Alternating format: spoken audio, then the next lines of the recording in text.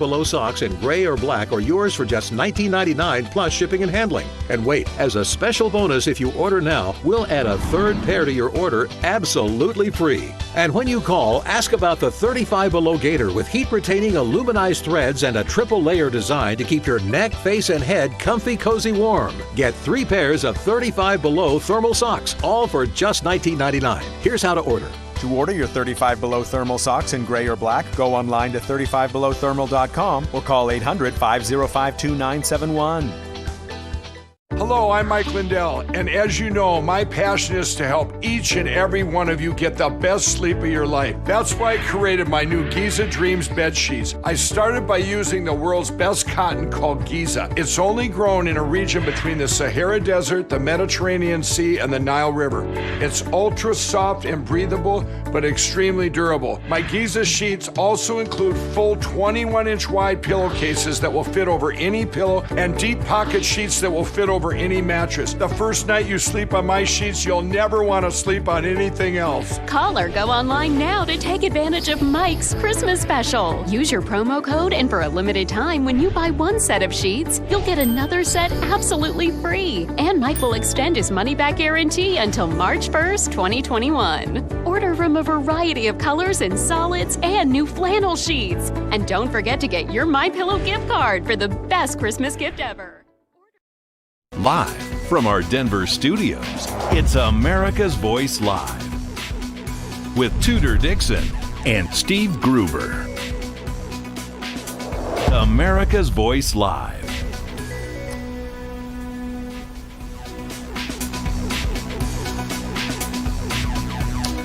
Welcome to America's Voice Live for Tuesday, December 1st, 2020. I'm Steve Gruber along with Tudor Dixon. Glad to have you along for the conversation here today. As always, we've got an exciting show stacked up for you today, so let's take a look at those top headlines. A top advisor on the coronavirus task force has stepped down just as the first plane carrying the Pfizer COVID-19 vaccine takes off. We'll tell you when experts say it will be available to the public. And we'll catch up with Terrence K. Williams. He's got the latest on this week's cancel culture victims. Also today on America's Voice Live, are out-of-state voters registering in Georgia? Election officials are investigating, and our own Heather Mullins is live in Georgia with an update. And now to our top story. Dr. Scott Atlas. He is leaving his position as a White House advisor after 130 days. He's been on the coronavirus task force. As you know, he's been a bit of a lightning rod for controversy during his time on the task force. But he says he is honored to have served the president. Here's a tweet he sent out. And the American people during these difficult times. He was there for 130 days. So it was no surprise that Scott Atlas is leaving this week, although because he was not an epidemiologist or an infectious disease specialist, he was given a lot of pushback in different places. He was a Stanford University neuroradiologist and did not have public experience in public health or infectious disease, but he is a Stanford doctor, and he has been involved with Dr. Anthony Fauci, Dr. Deborah Birx, and he resisted stronger efforts to contain the COVID-19 pandemic as far as lockdowns that have proven to be dubious in their effect at best. Atlas has broken with government scientists in some places and the overwhelming scientific community saying that lockdowns needed to happen. Scott Atlas on his way out of the White House now, and no word if anybody will replace him, but the fact of the matter is the vaccines are here. In fact, vaccines could start going out as early as next week from Pfizer, Moderna not far behind. Johnson & Johnson says they will have a one-shot vaccine by January. So that's all good news as Scott Atlas heads for the door. A lot of good news on the pandemic front lines. Tudor? Yes, and the good news for Pfizer is that the vaccine rollout has already begun, well, at least traveling to the United States and getting it in the places it needs to be ready to roll out. United Airlines is flying the first batch of Pfizer COVID vaccine into the U.S. in refrigerated cases to prep for mass distribution. Dr. Slaoui, Chief Scientific Advisor for Operation Warp Speed, said this on CNN. To be able to ship vaccines to the immunization sites within 24 hours from the approval. So I would expect maybe on day 2 after approval, on the 11th or on the 12th of December, hopefully, the first people will be immunized across the United States, across all states, in all the areas where the state departments of health will have told us where to deliver the vaccines. Steve, I know a lot of even our viewers are saying, I'm not getting this vaccine, but for folks in that category where they're at high risk, this is such great news. And that's exactly what they're going to do. As you can see, he said maybe day 2 will be ready after the approval from the FDA. Now, that is what's going to happen. That's why those vaccines are being flown in. And remember, that Pfizer vaccine has to be kept in frigid temperatures. So there's a special way that has to be kept in freezers as opposed to the other ones that just have to be kept cold. That's correct. In fact, those vaccines have been packaged up for some time now. Pfizer's been ready to distribute for weeks. They're just waiting for the FDA approval. Same with Moderna. Those packages are already pre-made and ready. They're sitting and waiting for distribution all over this country, and now you're hearing that it's starting to happen. I believe we could hear of vaccines, shots in arms, as early as next week. It would be the second week of December, and that would mean that millions of Americans could have that vaccine before Christmas. In fact, by May of next year, we're told that millions of Americans could have access to the vaccine whether they choose to take it or not. Meanwhile, the stimulus relief conversation continues on Capitol Hill and the arguing back and forth. There was a skinny stimulus bill rejected just before the election, as you probably remember, $500 billion in that package. Well, bigger packages being offered now. And Mitch McConnell has one question for those Democratic leaders across the aisle. Here it is. There's only one remaining question for the Speaker and the Democratic leader. Just one question. One question, Mr. President. Will they finally let Congress pass hundreds of billions of dollars of relief on all the subjects where we agree? Or will they continue to insist that either they get their entire ideological wish list or the American people get nothing at all? Even their fellow Democrats are increasingly seeing this as not a terribly difficult question to answer. $908 billion, the latest figure to come out of this bipartisan agreement from the United States Senate. Will Chuck Schumer and Nancy Pelosi allow it to go forward? That is the question Mitch McConnell's asking. Tudor, we will have to wait and find out. And the election saga continues today. The Trump campaign files another voter fraud lawsuit in Wisconsin, claiming the abuse of 220,000 absentee ballots.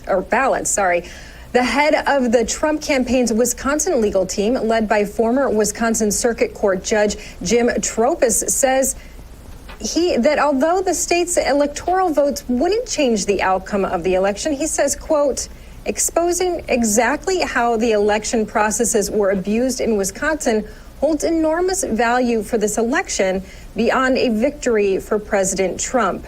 The lawsuit comes after Wisconsin's Governor Tony Evers officially accepted Biden's victory yesterday night. Now, this is what a lot of these states are going through, and they are certifying the election. Steve, they're saying legally they have to. Now, we heard arguments yesterday saying, yeah, if I certified this election, I would be potentially put in jail if this were any other place, if this were a place of business, because there are so many questions surrounding this election.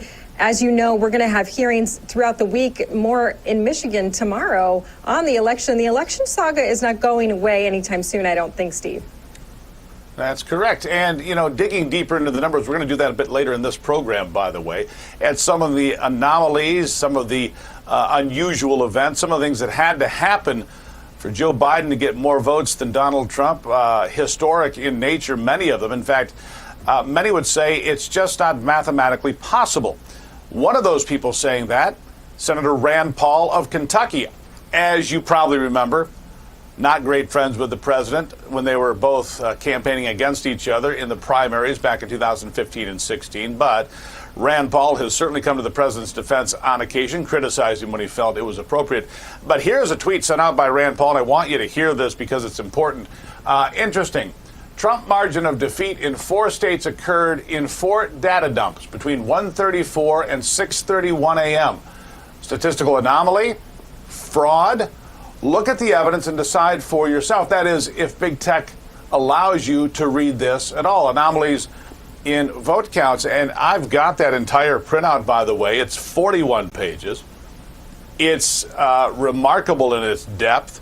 It is remarkable in the mathematics and what is suggested there by Rand Paul in the printout and the mathematical analysis.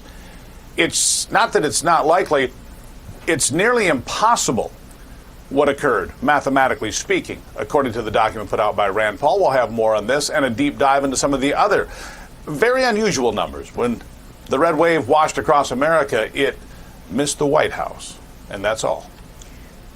I noticed he talked about big tech allowing people to actually see this. Interestingly, I know 3 people on social media who made mention of Joe Biden breaking his foot yesterday who were put into Facebook jail. So it is a matter of whether or not you're allowed to speak about it. Now, Joe Biden is announcing his economic nominations and appointments. What? We have that information for you here. Secretary of the Treasury, Janet Yellen. We have Director of the Office of Management and Budget, Neera Tanden, Deputy Secretary of the Treasury, Wally Adene. I can't even say his name.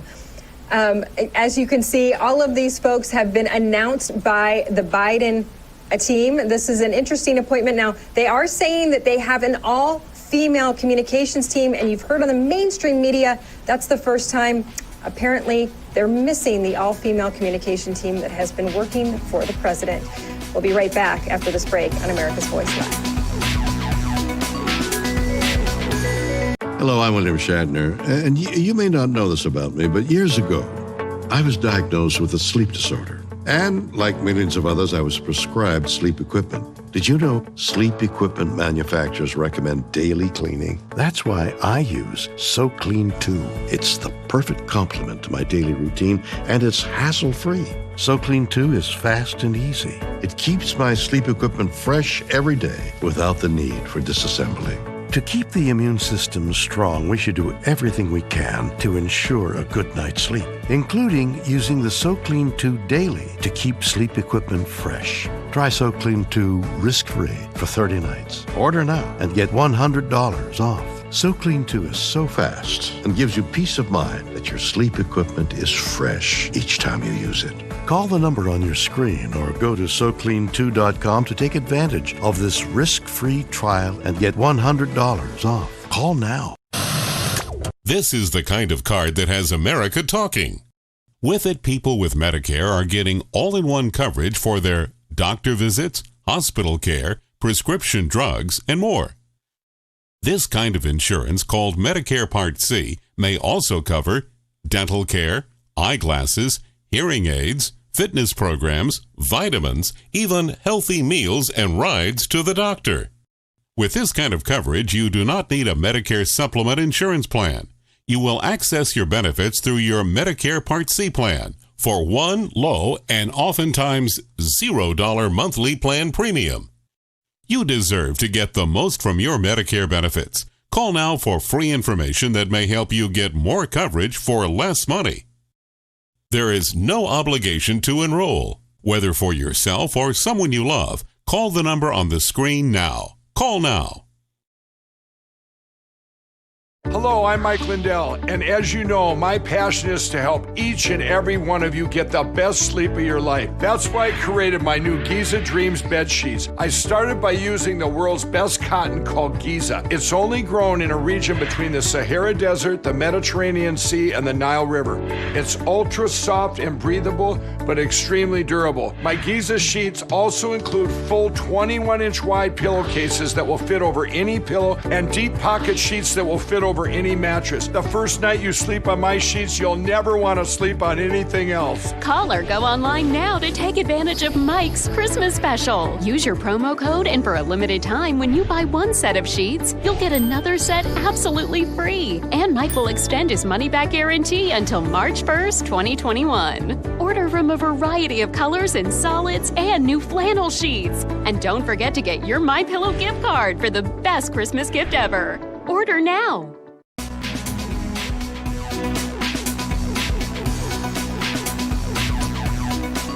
Welcome back to America's Voice Live. We have exciting news here on Real America's Voice. We have a new show premiering tonight. We want you to see a little promotion of that now.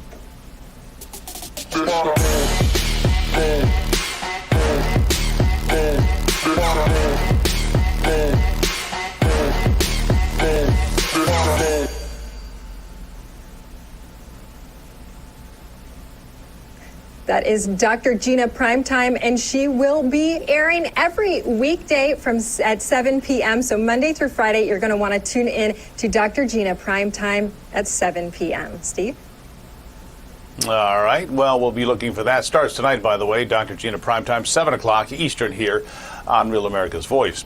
Kamala Harris, you may recall, had some, unkind things to say about businesses and so forth, and talking about shutdowns and lockdowns. And now she says she wants to help out small businesses after she asked for donations to bail out jailed rioters who had burned down small businesses throughout Minneapolis and Portland and Seattle. Here's part of what she had to say in a tweet that got her not a lot of love back. Small businesses, especially black minority-owned businesses, urgently need relief to survive the effects of coronavirus this winter. Joe Biden and I are committed to helping these businesses during this pandemic and help them get them the support they need to thrive in the years to come. And people are saying, really? This is what they need? Here's a little bit of a comment on that, because people, they're just not buying it. Listen. But they're not going to stop. They're not going to stop. And this is a movement, I'm telling you. They're not going to stop. And everyone beware, because they're not going to stop. They're not going to stop before Election Day in November, and they're not going to stop after Election Day. And everyone should take note of that on both levels, that they're not going to let up, and they should not. And we should not. So there's Kamala Harris basically promoting the rioting in the streets, and it's outrageous, Tudor. It really is. Right. People are not happy that she came out and said, we have to help these small businesses. Wait a minute. Let's go in a time machine and remember back when you were saying, we'll continue rioting and burning down businesses. And if we're being very honest, a lot of these were black-owned businesses that were in the most trouble when all of the rioting and the protesting was going on. But I want to get Terrence K. Williams' take on this, because I know he is a big fan of Kamala Harris. Terrence, what do you think of this comment that she's going to help out all these businesses now? Big fan. It's comical. It's comical. I thought when I heard that, I said, this must be part of an SNL skit. It has to be. Because if she supported small businesses, she would have told those goons, those looters, and those thieves to stop ruining people's small businesses. When people were out there burning up stuff and looting and just ruining people's lives, she sat back and did not tell anyone to stop. She basically said it was okay. But now, since she thinks she's the vice president-elect, quote unquote thinks she's the vice president-elect, now she supposedly care about small businesses. Now she supposedly care about all Americans. But I could have sworn before the election, she didn't care about every American. She only cared about the ones who thought like her, who voted for her, and who supported her. Those were the only people that she cared about. But now she act like she cared about small businesses. She cared about all Americans now. This is a complete joke. It's honestly a joke. Yeah, it doesn't seem they care a lot about the coronavirus pandemic, the buildings that were burned down, because before the election, $500 billion on the table to help out small businesses, to help out the individual $1,200 checks. Never happened, did it, Terrence? Exactly. If you cared about small businesses and the American people, why come you did not help pass a stimulus bill that could have helped millions and millions of Americans? But no, it had to be the one you liked. If you cared about people, you would have voted to pass that stimulus bill. But no, you did not do that, because you care about yourself and what you like, not about what the American people like. You don't care about what they need. You care about what you like and what you want, Kamala Harris. This woman is a joke. And this is why I honestly think this whole thing is so comical. And I don't see this woman as the vice president of the United States of America. And I think people should continue to refer to her as Senator Kamala Harris. because that's who she is. Silly Senator Kamala Harris. Thank you, Terrence K. Williams. It sounds like you think Kamala Harris should be canceled. So that's very interesting. Thank you so much. Another person who fans think should be canceled lately, Steve, is Katy Perry. Katy Perry, now a lot of people don't know this, but her father is a pretty well-known preacher. So her fans may not be aware that he's a preacher, but he decided to launch his own clothing line called Nothing But American. And then she went out on her Instagram and said, hey, folks, could you support my dad? He's got this new clothing line. It's nonpartisan, and it's called Nothing But American. Now, of course, it's red, white, and blue, and there are things on there that are very patriotic. Well, her fans came out, Steve, and called her tone deaf. She got, pretty viciously attacked, and some people are even calling for her to be canceled over this. Steve, this is where we are now, over patriotic clothing. What do you think about that? That's who we are now in 2020. Wearing a flag, racist. Wearing, something's red, white, and blue, misogynist. It gets old. And the majority of Americans don't buy into it. If you missed that on November 3rd, 2020, I'm sorry, but the fact of the matter is there's still a reckoning coming. And more Americans believe in America today than they did before, I believe. I think there's a groundswell coming, Tudor. I think we'll cover it here when it happens on America's Voice Live. Don't go anywhere. Hello, I'm Mike Lindell, and as you know, my passion is to help each and every one of you get the best sleep of your life. That's why I created my new Giza Dreams bed sheets. I started by using the world's best cotton called Giza. It's only grown in a region between the Sahara Desert, the Mediterranean Sea, and the Nile River. It's ultra soft and breathable, but extremely durable. My Giza sheets also include full 21-inch wide pillowcases that will fit over any pillow and deep pocket sheets that will fit over any mattress. The first night you sleep on my sheets, you'll never want to sleep on anything else. Call or go online now to take advantage of Mike's Christmas special. Use your promo code, and for a limited time, when you buy one set of sheets, you'll get another set absolutely free. And Mike will extend his money-back guarantee until March 1st, 2021. Order from a variety of colors and solids and new flannel sheets. And don't forget to get your MyPillow gift card for the best Christmas gift ever. Order now.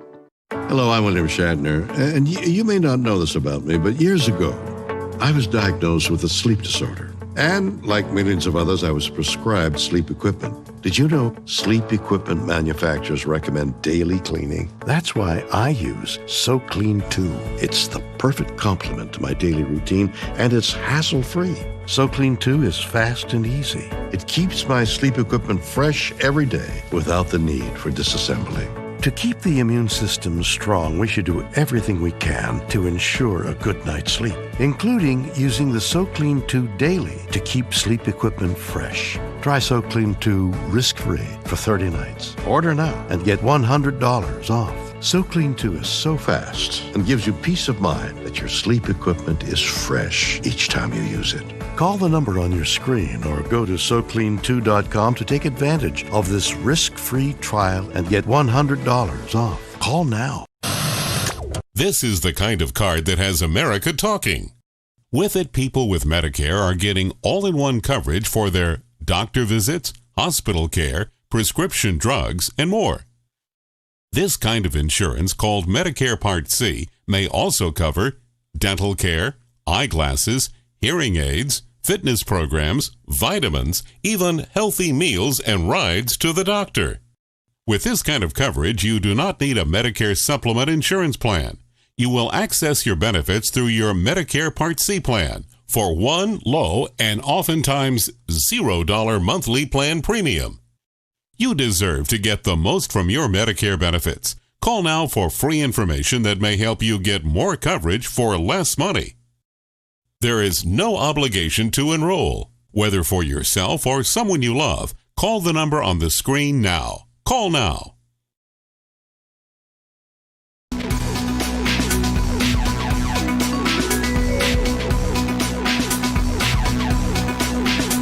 Man, it's getting tougher to find a good place to eat. In fact, in some places it's impossible, as you know, Tudor. It's locked down. Here, where you and I live, it's tough to do much of anything at the moment. It is. I'm actually getting incredibly frustrated with everything being locked down because we had this hearing yesterday in Michigan where you had the Michigan Restaurant and Lodging Association come out and say only 4.2% of cases have been linked to restaurants or bars. And I think to myself, how can you justify taking all these jobs away a second time? Well, I want to bring in Amanda Head, our West Coast correspondent, because she is also experiencing this with a side dish of hypocrisy. Amanda? Yes, and what you were just talking about, Tudor, with the 4% of cases traced back to dining, LA County Board of Supervisors used a similar study to justify their, again, this has been kind of a revolving door of policies here in California, but in Los Angeles last week, they shut down restaurants yet again for dine-in services. Of course, you can still order takeout or delivery, but they cited a study that made no differentiation between indoor and outdoor dining. So last week, Sheila Kuehl, I think is how you pronounce her name, she voted in favor of shutting down in-person dining at Los Angeles restaurants. So it doesn't matter if it's indoor or outdoor, it's all shut down. And literally hours after she voted to ban in-restaurant dining, she was at a Santa Monica restaurant called Il Forno Trattoria eating dinner outside. So apparently Italian food dine-in for me, not for thee. Another instance of not only antibodies making you immune to coronavirus, but bureaucratic privilege. This meal, fortunately, doesn't carry quite the price tag that the French Laundry did. A lot of people were very upset over the fact that California's governor, who is supposed to be a public servant, dished out $310 before tax, before booze, before anything else. Now, this restaurant, you can definitely escape for a meal per person under $50. But here's the interesting thing. This restaurant is not far from her house in Santa Monica. And if you are familiar with Los Angeles rental prices and home prices, you know that that is definitely not cheap. And I don't know, I think that most Californians and Los Angeles are doing life wrong because she's just on the board of supervisors for LA County. She's a public servant and she can afford to live in Santa Monica, which I cannot. So yes, again, it's hypocrisy. And I really, really hope that Californians and people here in Los Angeles are starting to wake up to this. There is one reporter from a local affiliate here in Los Angeles who has been covering stories like this. And it is amazing to see the comments from people who are saying, I don't know why you people are getting so mad. She's just trying to protect us. She gets tested all the time, so it's okay for her to go dine into restaurants. Not peasants like we. Oh, no. But she's okay. Yeah, it seems a little unusual. What about the protests? I mean, people have got to be tired of this, Amanda. I mean, I know they are here. People are going, they went out for Thanksgiving. They're doing other things because they've just had it. We've got about 40 seconds here, but what about protests and pushback in California? Yeah, there have been little pockets of protests. I hope that there will be more because, by the way, not only this LA County supervisor that we're talking about, not only Governor Gavin Newsom, but also apparently the mayor of San Jose, who had told his constituents not to go visit family on Thanksgiving. Well, he spent Thanksgiving night with his parents. So there you can see a lot of folks protesting. This protest took place south of LA near the beaches, and these folks are out there past 10 p.m. protesting the ridiculous curfew here. And you're starting to see little pockets of protest all across California, but even here in LA, as I hope people are starting to see. I mean, what else can you surmise from these instances of our elected officials going out and dining and disobeying their own orders, other than the fact that your government is lying to you? Thank you, Amanda. Yeah, we're actually going to get to a story later in the program about a bar in one of our big cities who've decided to declare themselves an autonomous zone because apparently if you are an autonomous zone, you can do whatever you want. So if it works for Seattle, they're hoping it's also going to work for them after lots of fines and getting in lots of trouble. So we'll see how that goes, but we'll be bringing that to you a little bit later. America's Voice Live. Hello, I'm Mike Lindell, and as you know, my passion is to help each and every one of you get the best sleep of your life. That's why I created my new Giza Dreams bed sheets. I guarantee you they'll be the most comfortable sheets you'll ever own. With the Giza Dream Sheets, I'm getting the best sleep of my life. They are so soft and smooth. I never slept so good. I love my Giza Dream Sheets. I started by using the world's best cotton called Giza. It's only grown in a region between the Sahara Desert, the Mediterranean Sea, and the Nile River. It's ultra soft and breathable, but extremely durable, which is why I can give you my full 10-year warranty. But I didn't stop there. My Giza sheets also include full 21-inch wide pillowcases that will fit over any pillow and deep pocket sheets that will fit over any mattress. I guarantee you the first night you sleep on my sheets, you'll never want to sleep on anything else. Call or go online to order your very own Giza Dream Sheets and take advantage of Mike's Christmas special. Use your promo code, and for a limited time, when you buy one set of sheets, you'll get another set absolutely free. And Mike will extend his money-back guarantee until March 1st, 2021. Giza Dreams are made with the finest, most sought-after cotton in the world. Giza cotton was once reserved for only the finest dress shirts, but is now available in Mike's Giza Dream Sheets. They feature a beautiful silky sateen weave that helps keep you cool and comfortable all night long. Call or go online to order your very own Giza Dream Sheets and take advantage of Mike's Christmas special. Use your promo code, and for a limited time, when you buy one set of sheets, you'll get another set absolutely free. And Mike will extend his money-back guarantee until March 1st, 2021. Order from a variety of colors and solids and new flannel sheets. And don't forget to get your MyPillow gift card for the best Christmas gift ever. Hurry, this is a limited time offer. Order now. Hello, I'm Mike Lindell, and as you know, my passion is to help each and every one of you get the best sleep of your life. That's why I created my new Giza Dreams bed sheets. I started by using the world's best cotton called Giza. It's only grown in a region between the Sahara Desert, the Mediterranean Sea, and the Nile River.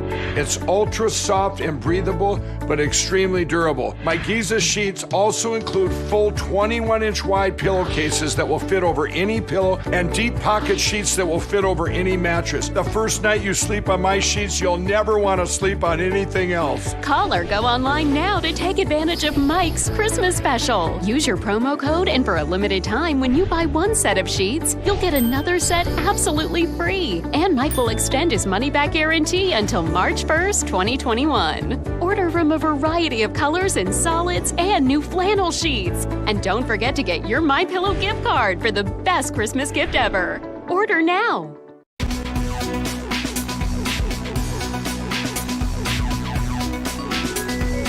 Welcome back to America's Voice Live. Just before the break, we were talking about lockdowns and what some people are doing to creatively get around those lockdowns, especially small businesses.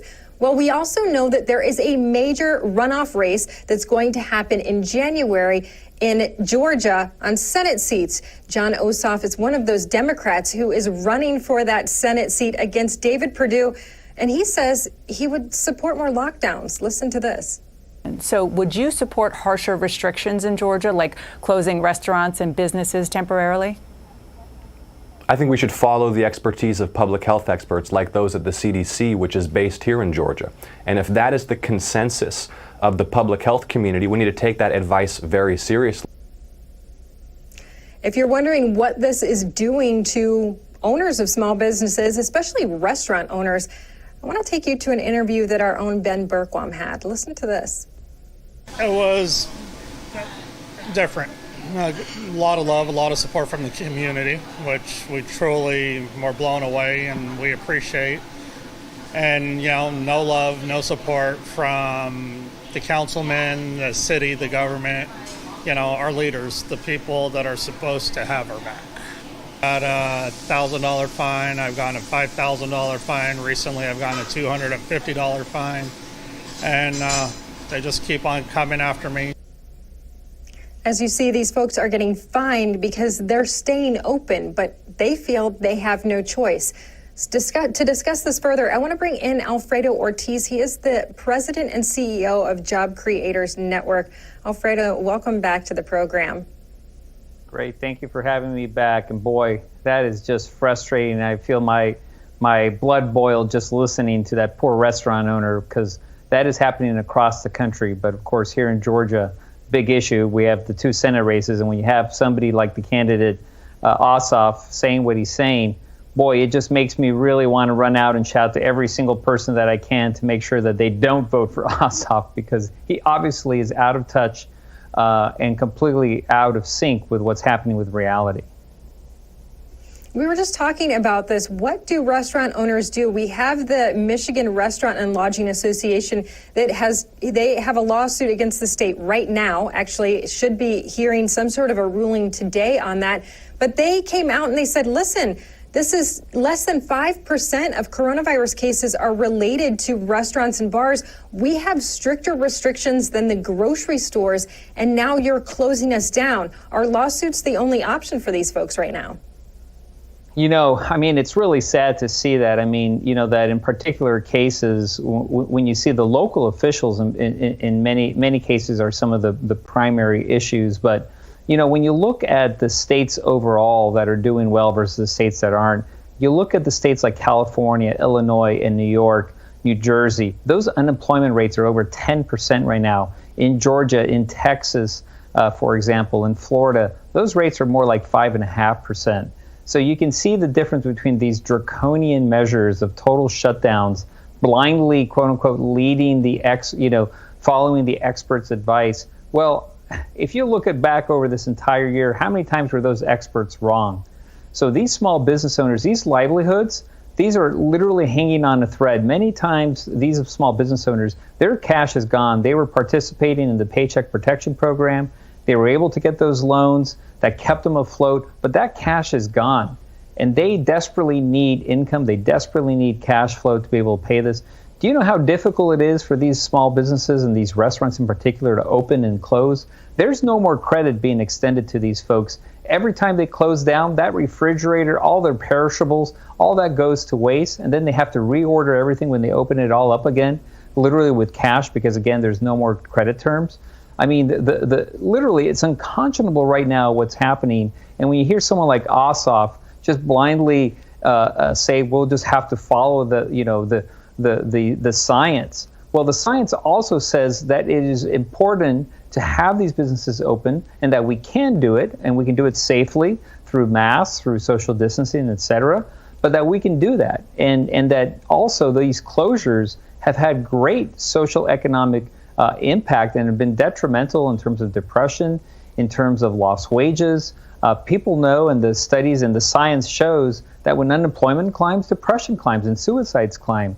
I mean, and these livelihoods of these people, these are real livelihoods. Look at New York, look at New Jersey. 1/3 of the businesses at this point are now closed because of these COVID draconian measures that those governors have put in place. So again, when you hear Ossoff say what he's saying, you know, I tell everyone in Georgia, you got to listen to this, because it is going to be the demise of our communities and of our state.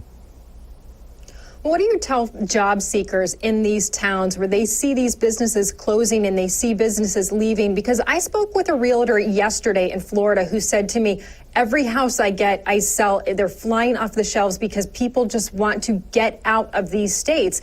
Do job seekers who can't move, are they going to be in for a struggle in the coming years? Yeah, I think so. You know, my heart goes out to everybody in the hospitality industry. When you think of hotels, when you think, you know, you mentioned Florida, you know, there it's the cruise line industry, but, you know, and the restaurants. I mean, all those hospitality employees are really going to have a tough challenge. And so those that are sitting in the states where, you know, these draconian measures just continue and it looks like they're actually going to get even worse. You know, I will say the best thing for them to do is just to try to get up and leave, because I just don't see these really changing overnight. And with a Biden administration, I just see them basically embracing that. It's important.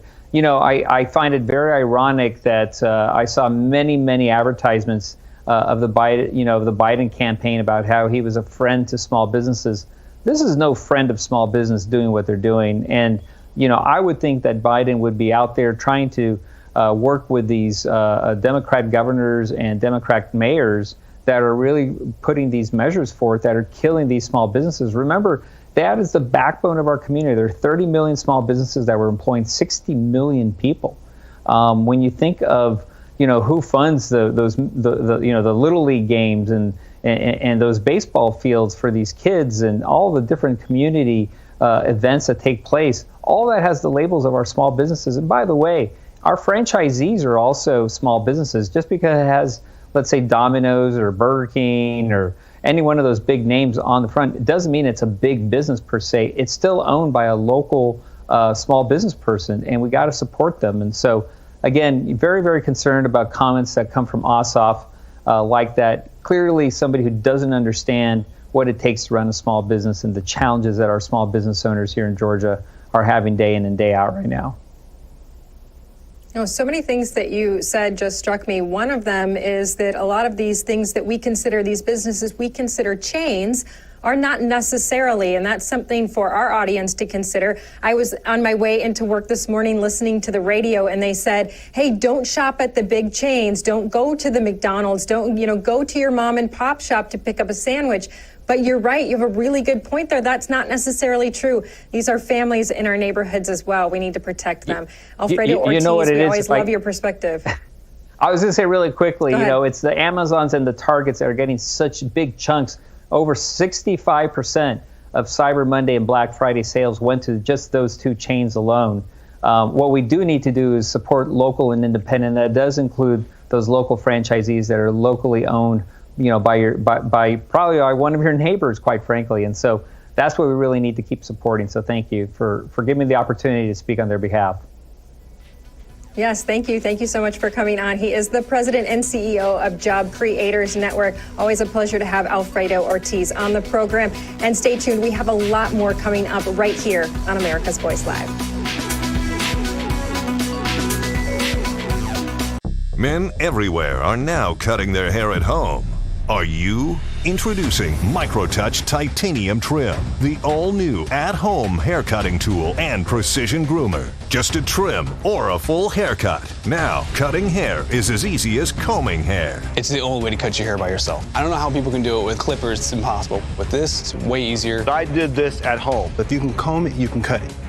Simple. Titanium Trim reinvents everything with a revolutionary design that positions the blades on the side just like a comb, making it easy to cut your own hair with confidence. Now, if you can comb it, you can cut it. Snap on a comb to dial in the perfect length for your style, long, medium, or short, and just comb and cut for pro-level results at home. I just pop on that comb and I get a perfect trim every time. I literally can't make a mistake. I can give myself a professional at-home haircut how I like it. Sometimes I just need a little bit off, and that's what's great about this product. You have these guards, and you just take a little bit off. Okay, I'm good. Now, if you can comb it, you can cut it. Snap off the comb and edge sideburns and beards, or clear your neck and shoulders with zero irritation. And look, Titanium Trim extends a full 40 millimeters for those hard-to-reach areas. Nothing else comes close. I thought it was really cool that it can extend. It really helps. That extra little extension made it so easy. I would never use any other clippers. This is the one to use. Micro-polished stainless steel blades bonded with titanium,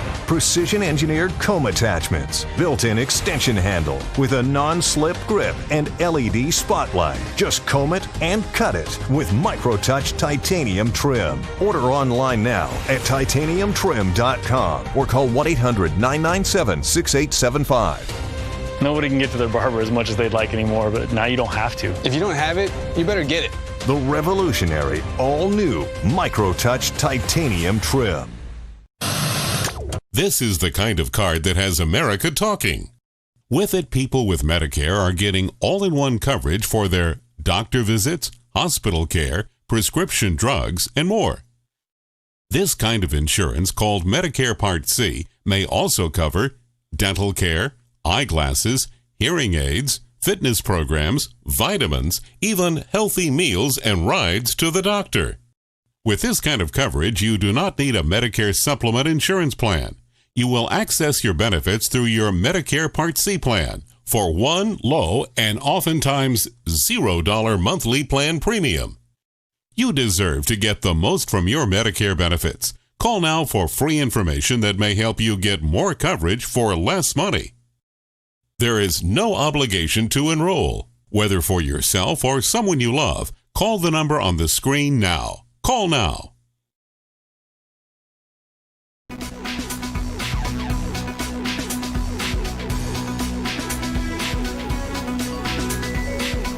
Even in a year of pandemic and coronavirus, I look and I say, it's December 1st? How in the world did that happen? But here we are on America's Voice Live, Tudor. And we have had Heather Mullins out in Georgia for quite some time. She's been tracking the latest with the presidential election results in Georgia. She's also following the runoff races between David Perdue, John Ossoff, I think I'm getting that right, and Kelly Loeffler and Raphael Warnock. This is expected to be a tight race. What are you hearing on the ground, Heather? Well, what I'm hearing on the ground right now is that December 7th is the final day to register to vote for these runoff races. And we've seen some groups really trying to target the voters that have now turned 18 since the November 3rd election, trying to register them to vote. So there's been a push to get them registered. You have President Trump coming out here this weekend to help and encourage people to vote in this runoff races.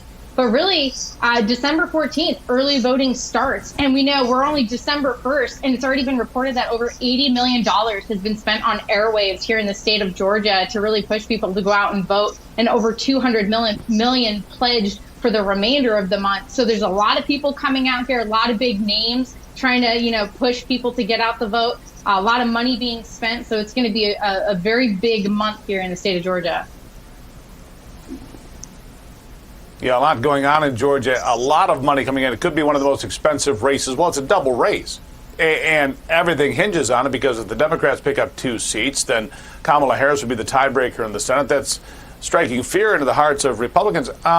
Is there concern, though, that Republicans, with everything that's going on and concerns about the integrity of the election, will they turn out or will they not? I think you're going to have a lot of people turning out. There's already been over 800,000 requests for absentee ballots in the states, and the Republicans that I've spoken with here on the ground have no intentions of not getting out the vote. They're organizing just as much as the Democrats are.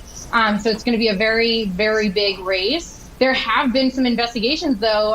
The Secretary of State announced yesterday into these third-party groups that are pushing to get out the vote. So there's been Vote Forward is one of them, Vote America. So there are some allegations of them trying to register dead people from Alabama, sending ballots or registrations to people in New York City. And there's also another group that is supposedly soliciting college students here in the state of Georgia to register to vote and then unregister after the election. And so the Secretary of State came out and said that is illegal. So there are some probes into these third-party groups that are trying to register people for these runoff races. So we're going to be following that closely. But it is a concern to a lot of people that we're going to have these big races and people want to make sure that they're legitimate. Mm-hmm. Yeah, it is going to be a concern. It's interesting about registering college students. Boy, it's getting really creative out there, isn't it, Heather? Heather Mullins out there in Georgia. Thank you for staying out there in Georgia. This is one of the benefits of having your kids homeschooling right now, Steve, that we can have Heather out there in Georgia and take her daughter along. So it's kind of work with mom, I guess, for quite a while. But I want to head out to our Parler question. We have a Parler and Twitter question. So we have been doing this for a couple weeks now because we want to hear what our audience has to say. We have had such great involvement from the audience. This is America's Voice Live. We want your voice to be here live with us. And so this was interesting because the former CIA director, John Brennan, came out and said, I believe there needs to be standards of international behavior to exclude assassinations. This is, of course, on that Iranian scientist that Israel has claimed. They have said that they killed him with a remote weapon. They did assassinate this scientist. Now, he's saying that he does not believe we should allow assassinations. I asked, do you agree with John Brennan? He does have a history of warmongering, Steve. A lot of people felt passionate about their answers. Yeah. Here's some of them now. Yeah, John Brennan's a bit of a warmonger, I think it's quite safe to say. And it's remarkable that the people that oversaw the assassination of Osama bin Laden and others have a problem with taking out the top Iran nuclear scientist that threatens the very existence of Israel. They're in a state of war. What would the difference be? Here's one of those answers from D.N. Kramers. I'm going to go with that. No, sometimes you have to do abhorrent things for the greater good, although I would not want to be the one to have to decide such things. I pray for those who are in those positions. I think that's it's a tough spot. I don't want to make that call.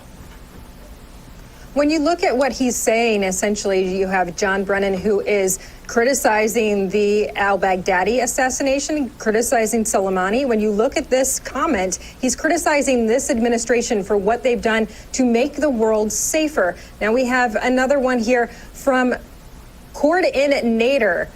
Brennan is saying he wants international assassinations to be legal. His kind knows that the world is already a dangerous place to exist. What he does not seem to understand is that it is his kind that make it dangerous. Brennan is a warmonger. We agree on that. Statements like this are why we need a more effective world agency to exclude his kind from stirring up unnecessary international hostility. Why make the world a more dangerous place to live in if we can help it? Sure. And, if you look at the taking out of al-Baghdadi and some of the other top leaders of terrorist organizations around the world, the Trump administration has been involved in that as well. And it's part of the process, unfortunately. Now, what American law prohibits is targeting a head of state that is not involved in a conflict with the United States. I mean, we do not involve ourselves in that kind of assassination, but we're talking about people that are actively involved in war, actively involved in the battlefield, actively involved with targeting Americans and Israelis and others. So, Tudor, I think it's a different question, but a great question. I like the responses we're getting. Yeah, a lot of people engaged in that one. I think they were very interested in getting their voice heard, and that's why we do this. We are both on Parler and Twitter, at Tudor Dixon, at Steve Gruber Show. Reach out to us, and we'd love to hear from you if you have questions you want us to ask and see what people would respond. We'd love to hear that. Stay tuned.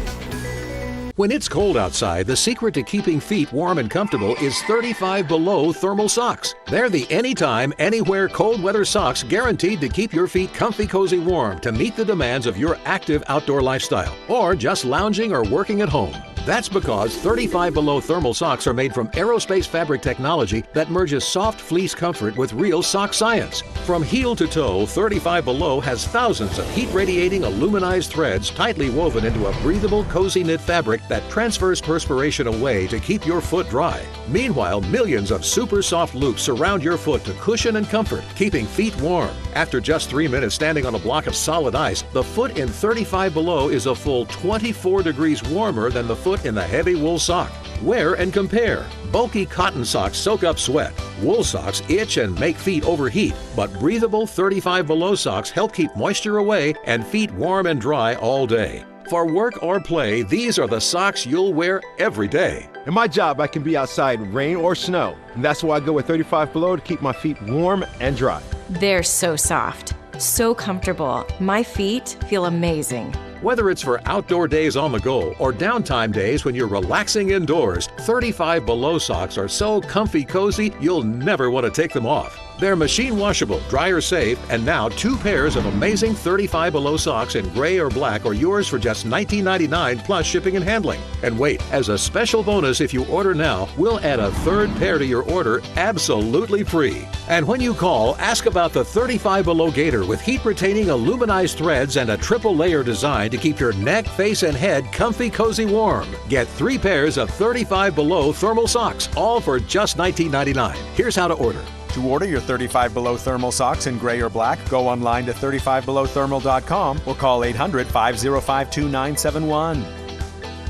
Hello, I'm William Shatner, and you may not know this about me, but years ago, I was diagnosed with a sleep disorder. And like millions of others, I was prescribed sleep equipment. Did you know sleep equipment manufacturers recommend daily cleaning? That's why I use SoClean 2. It's the perfect complement to my daily routine, and it's hassle-free. SoClean 2 is fast and easy. It keeps my sleep equipment fresh every day without the need for disassembly. To keep the immune system strong, we should do everything we can to ensure a good night's sleep, including using the SoClean 2 daily to keep sleep equipment fresh. Try SoClean 2 risk-free for 30 nights. Order now and get $100 off. SoClean 2 is so fast and gives you peace of mind that your sleep equipment is fresh each time you use it. Call the number on your screen or go to SoClean2.com to take advantage of this risk-free trial and get $100 off. Call now.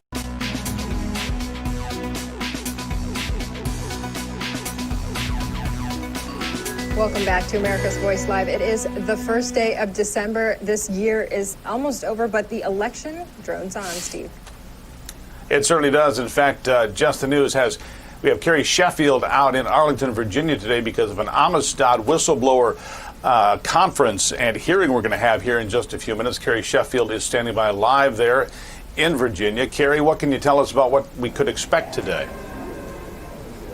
Hey, Steve. Yes. So as you can see behind me, they're doing a sound check. They're about to start a conference here very momentarily where they plan to release some affidavits and statements from people who are alleging that the U.S. Postal Service or subcontractors who were working with the U.S. Postal Service were engaged in questionable, possibly fraudulent behavior. And they say that it affects hundreds of thousands of ballots at stake. They say they gave sworn testimonies with the names of the individuals. Their names now are public.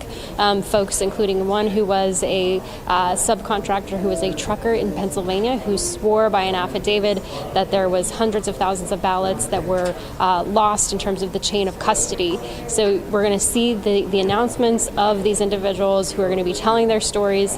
Lots of questionable red flags. There's also going to be a story about from an individual who was swearing about the chain of custody for some jump drives. So contrary to what happened in what's supposed to happen in Georgia, we're going to hear from an individual who swore that the chain of custody for some jump drives was broken, and in one case that a person took them home, actually, which you're not allowed to do. And so you're going to see these very public statements. And so the argument, obviously, we've heard over and over from other folks in other media outlets saying that there is no evidence of fraud. Well, you're going to see and hear a lot of folks who are going to testify that there was fraud indeed. All right, Carrie Sheffield live in Virginia. And a programming note, Tudor, we will be going to that at the top of the hour. We believe that hearing will be getting underway with the whistleblowers. And if it's anything like we witnessed in Arizona yesterday, I mean, there's a lot to see here, a lot of accusations backed up by people who are not just, some guy off the street. These are people that know cybersecurity. These are people that know the United States Postal Service, people that understand how the systems are supposed to work. So again, that's coming up at the top of the hour here on Real America's Voice. And we will stick with that the entire time. It's very important for our viewers to hear what's truly happening in America. And I want to move now to some terrible crime stories. Many people know the influencer Alexis Sharkey. She has just kind of risen to fame on her Instagram page recently. She is a young woman who is married in Houston, but she went missing the day after Thanksgiving, Steve. They did find her body about 36 hours later, naked. She was found by a trucker who saw her body on the side of the road. So they are thinking that there was foul play involved, that this wasn't something that she had planned on doing. But this is what her mom had to say. We haven't heard from her since 6 o'clock and last night, and the one friend says I ran over to our apartment and she's not there and we were supposed to meet up. When you start to hear these stories, that you just know that's not right, something's wrong. But when you know it was done on purpose, it just takes it a whole degree deeper in your pain and in even resolution. A lot of her Instagram followers came out and started to accuse her husband. She had just come out and publicly said she and her husband were having problems, Steve, and these Instagram followers said, I'm sure he did it. They're accusing him. He was upset about that and came out and said, listen, if she were reading this, she would not be happy that you're out here accusing me. But still, there are no answers in what happened to Mrs. Sharkey. And what was interesting about it is there's no sign of foul play at all. She's found deceased out there along the road in Houston, and no signs of foul play at all. So before you accuse the husband, let's back that bus up just a little bit. And one more strange story: a dead pig found on the doorstep of a New Jersey rabbi's home in an apparent hate crime, a bias crime, leaving a dead pig on the doorstep of the rabbi. No idea why. We live in a strange world in 2020. I think that's fair to say. Now, As we mentioned, we're looking to go to that hearing in Virginia at the top of the hour. Tudor and I are going to stand by to make sure that it starts on time, just in case we need to look after you, the audience, before we get to it. Very important here on America's Voice Live. Don't go anywhere on this Tuesday. Do you have any idea how your mattress affects your body and how well you sleep? Is it too hard or too soft, causing you to wake up with sore shoulders, back, or hips? Are you uncomfortable because you're too hot or too cold? Now you can get the total body support you need and the better sleep you want with the new MyPillow mattress topper. Hello, I'm Mike Lindell. When I invented my new MyPillow mattress topper, I made it to have everything you'd ever want in a topper. My mattress topper helps give you the support you need, helps relieve your pressure points, and regulates your body temperature for you as an individual. It comes with a 10-year warranty. You can wash and dry the cover. It's made in the USA, and I back it with my 60-day money-back guarantee.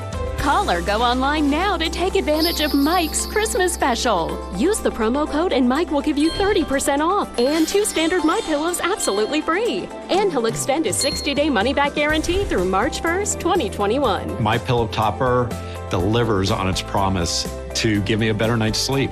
I can sleep all night through, and it's a miracle for me. Mike's exclusive 3-layer design starts with a layer of MyPillow foam, providing you superior support and comfort. The second layer of transitional foam evenly distributes body weight and helps relieve uncomfortable pressure points for optimal comfort. Mike's ultra soft outer layer is a patented temperature-regulating cover that helps keep you at your ideal sleeping temperature all night long. Unlike other sleep systems costing thousands, the MyPillow mattress topper takes comfort to a whole new level without wires, remotes, or moving parts. Call or go online now to take advantage of Mike's Christmas special. Use the promo code and Mike will give you 30% off and 2 standard MyPillows absolutely free. And he'll extend his 60-day money-back guarantee through March 1st, 2021. And don't forget to get your MyPillow gift card for the best Christmas gift ever. I personally guarantee it's going to change your bed into the most comfortable bed you'll ever own. Order now. Hello, I'm William Shatner, and you may not know this about me, but years ago, I was diagnosed with a sleep disorder. And like millions of others, I was prescribed sleep equipment. Did you know sleep equipment manufacturers recommend daily cleaning? That's why I use SoClean 2. It's the perfect complement to my daily routine, and it's hassle-free. SoClean 2 is fast and easy. It keeps my sleep equipment fresh every day without the need for disassembly. To keep the immune system strong, we should do everything we can to ensure a good night's sleep, including using the SoClean 2 daily to keep sleep equipment fresh. Try SoClean 2 risk-free for 30 nights. Order now and get $100 off. SoClean 2 is so fast and gives you peace of mind that your sleep equipment is fresh each time you use it. Call the number on your screen or go to SoClean2.com to take advantage of this risk-free trial and get $100 off. Call now.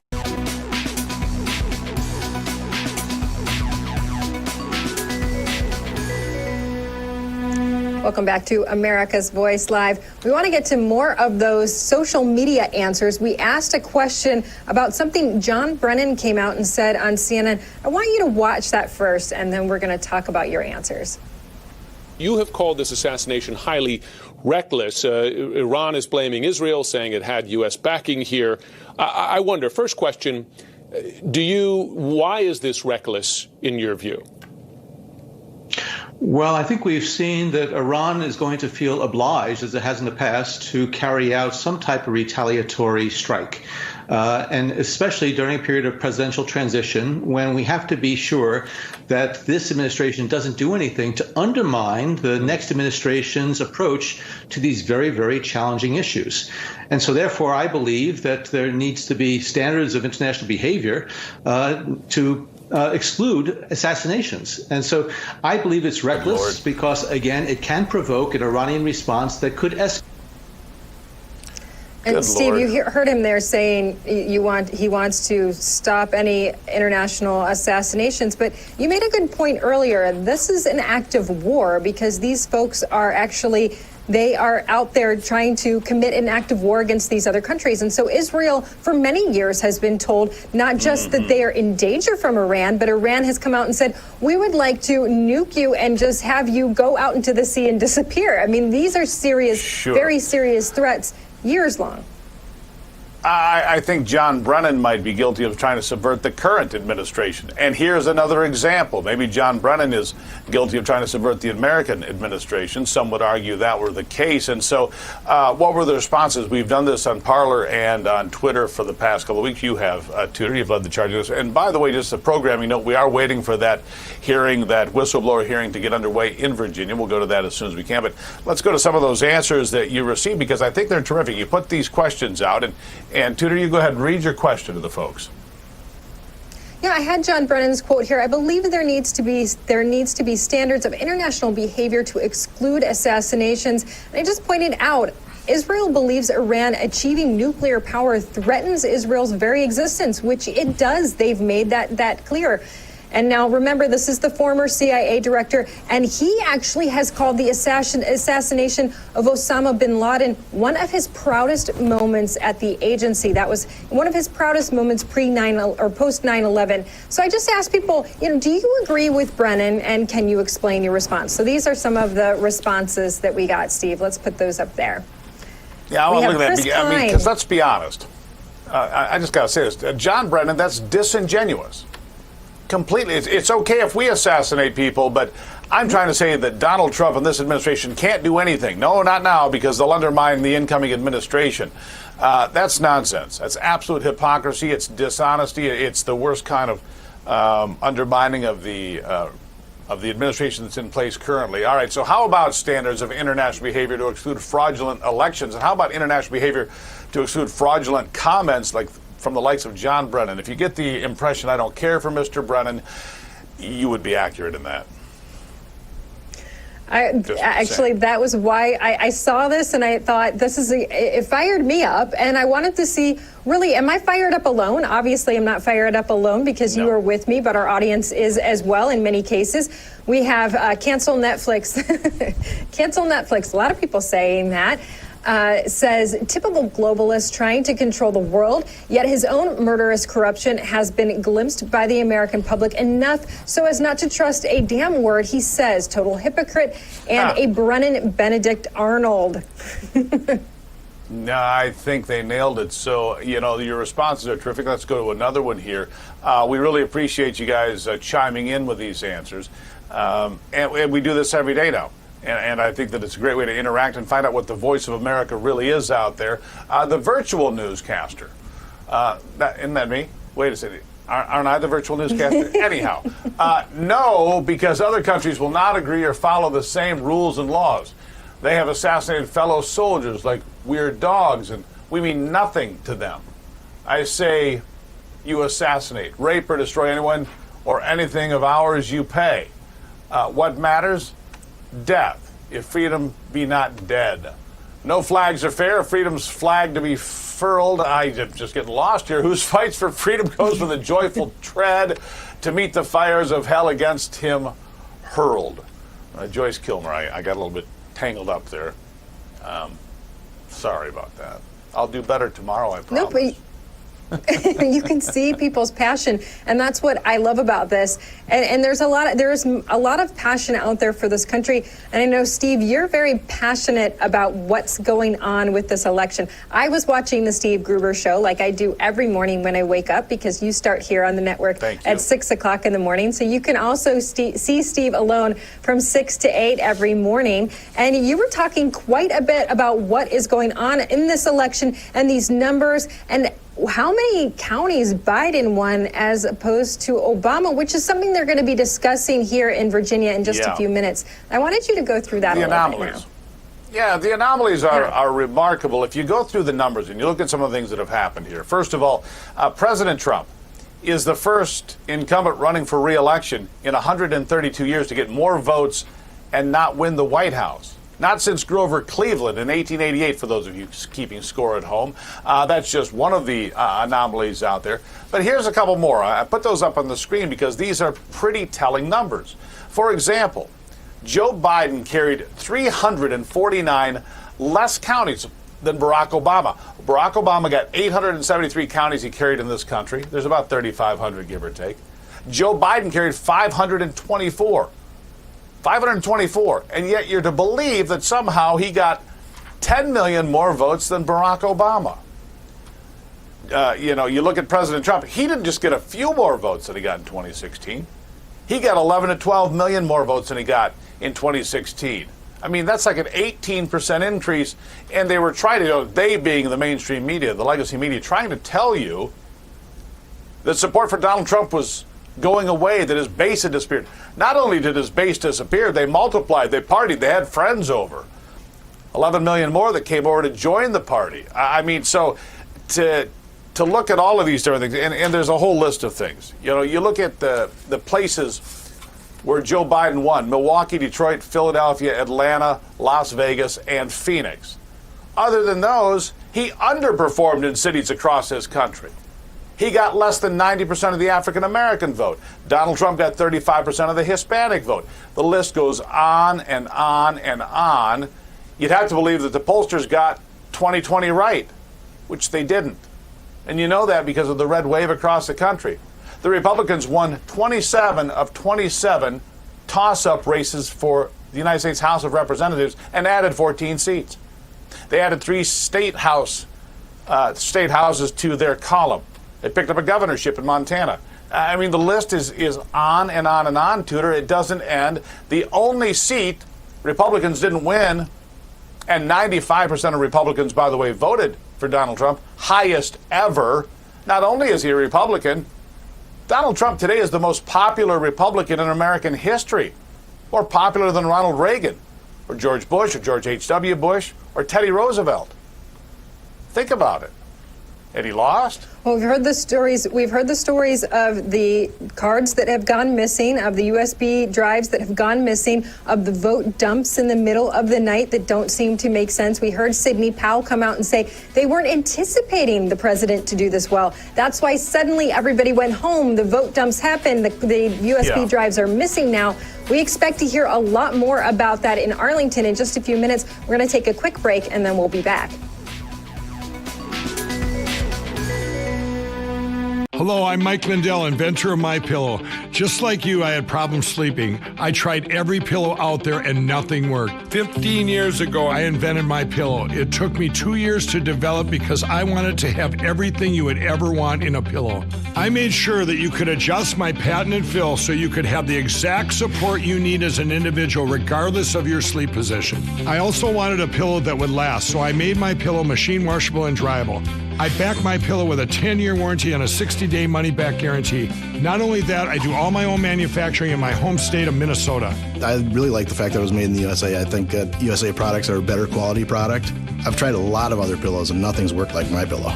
I'm interrupting this commercial right now to give you deep discounts, not just on my pillows, but also my mattress topper, sheets, and so much more. For example, you get body pillows, regular $89.99, now only $29.99, or MyPillow dog beds for as low as $19.99 with your promo code. Order now to take advantage of my Christmas special, and I'll extend my money-back guarantee through March 1st, 2021. I used to think that sheets were just sheets. I got the Giza Dream sheets. They are the most comfortable sheets I've ever had. The Go Anywhere pillow is so easy to just roll up and take anywhere I want to go. The MyPillow topper, for the first time, has enabled me to have a cool night's sleep. That's 3 inches of wonderful that's in the MyPillow mattress topper. MyPillow helps me get a good night's sleep so I can do my job in the morning.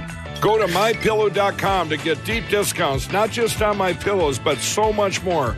For example, you get body pillows, regular $89.99, now only $29.99. Or MyPillow dog beds for as low as $19.99 with your promo code. Order now to take advantage of my Christmas special, and I'll extend my money-back guarantee through March 1st, 2021. And get your MyPillow gift cards for the best Christmas gifts ever.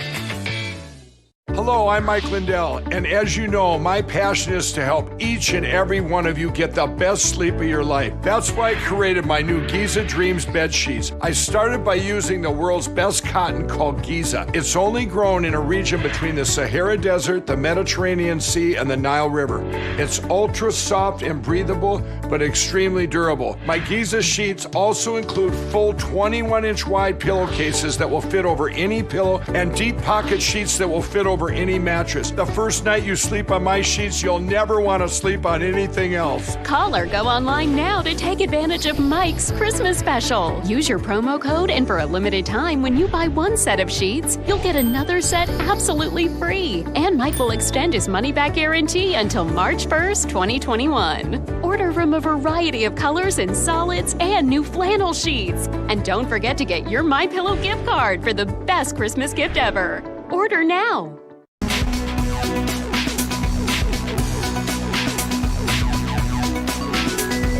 Welcome back to America's Voice Live. Steve, I think that press conference might have started.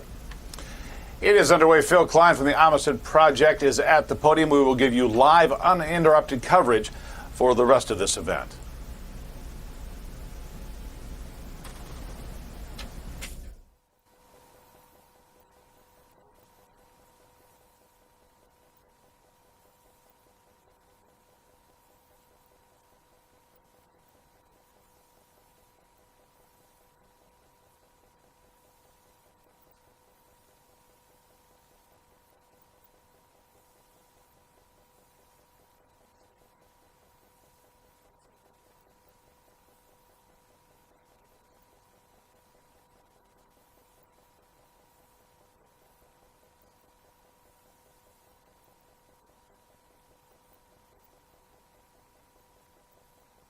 ...2020 general election were shipped from Bethpage, New York to Lancaster, Pennsylvania, where those ballots and the trailer in which they were shipped disappeared.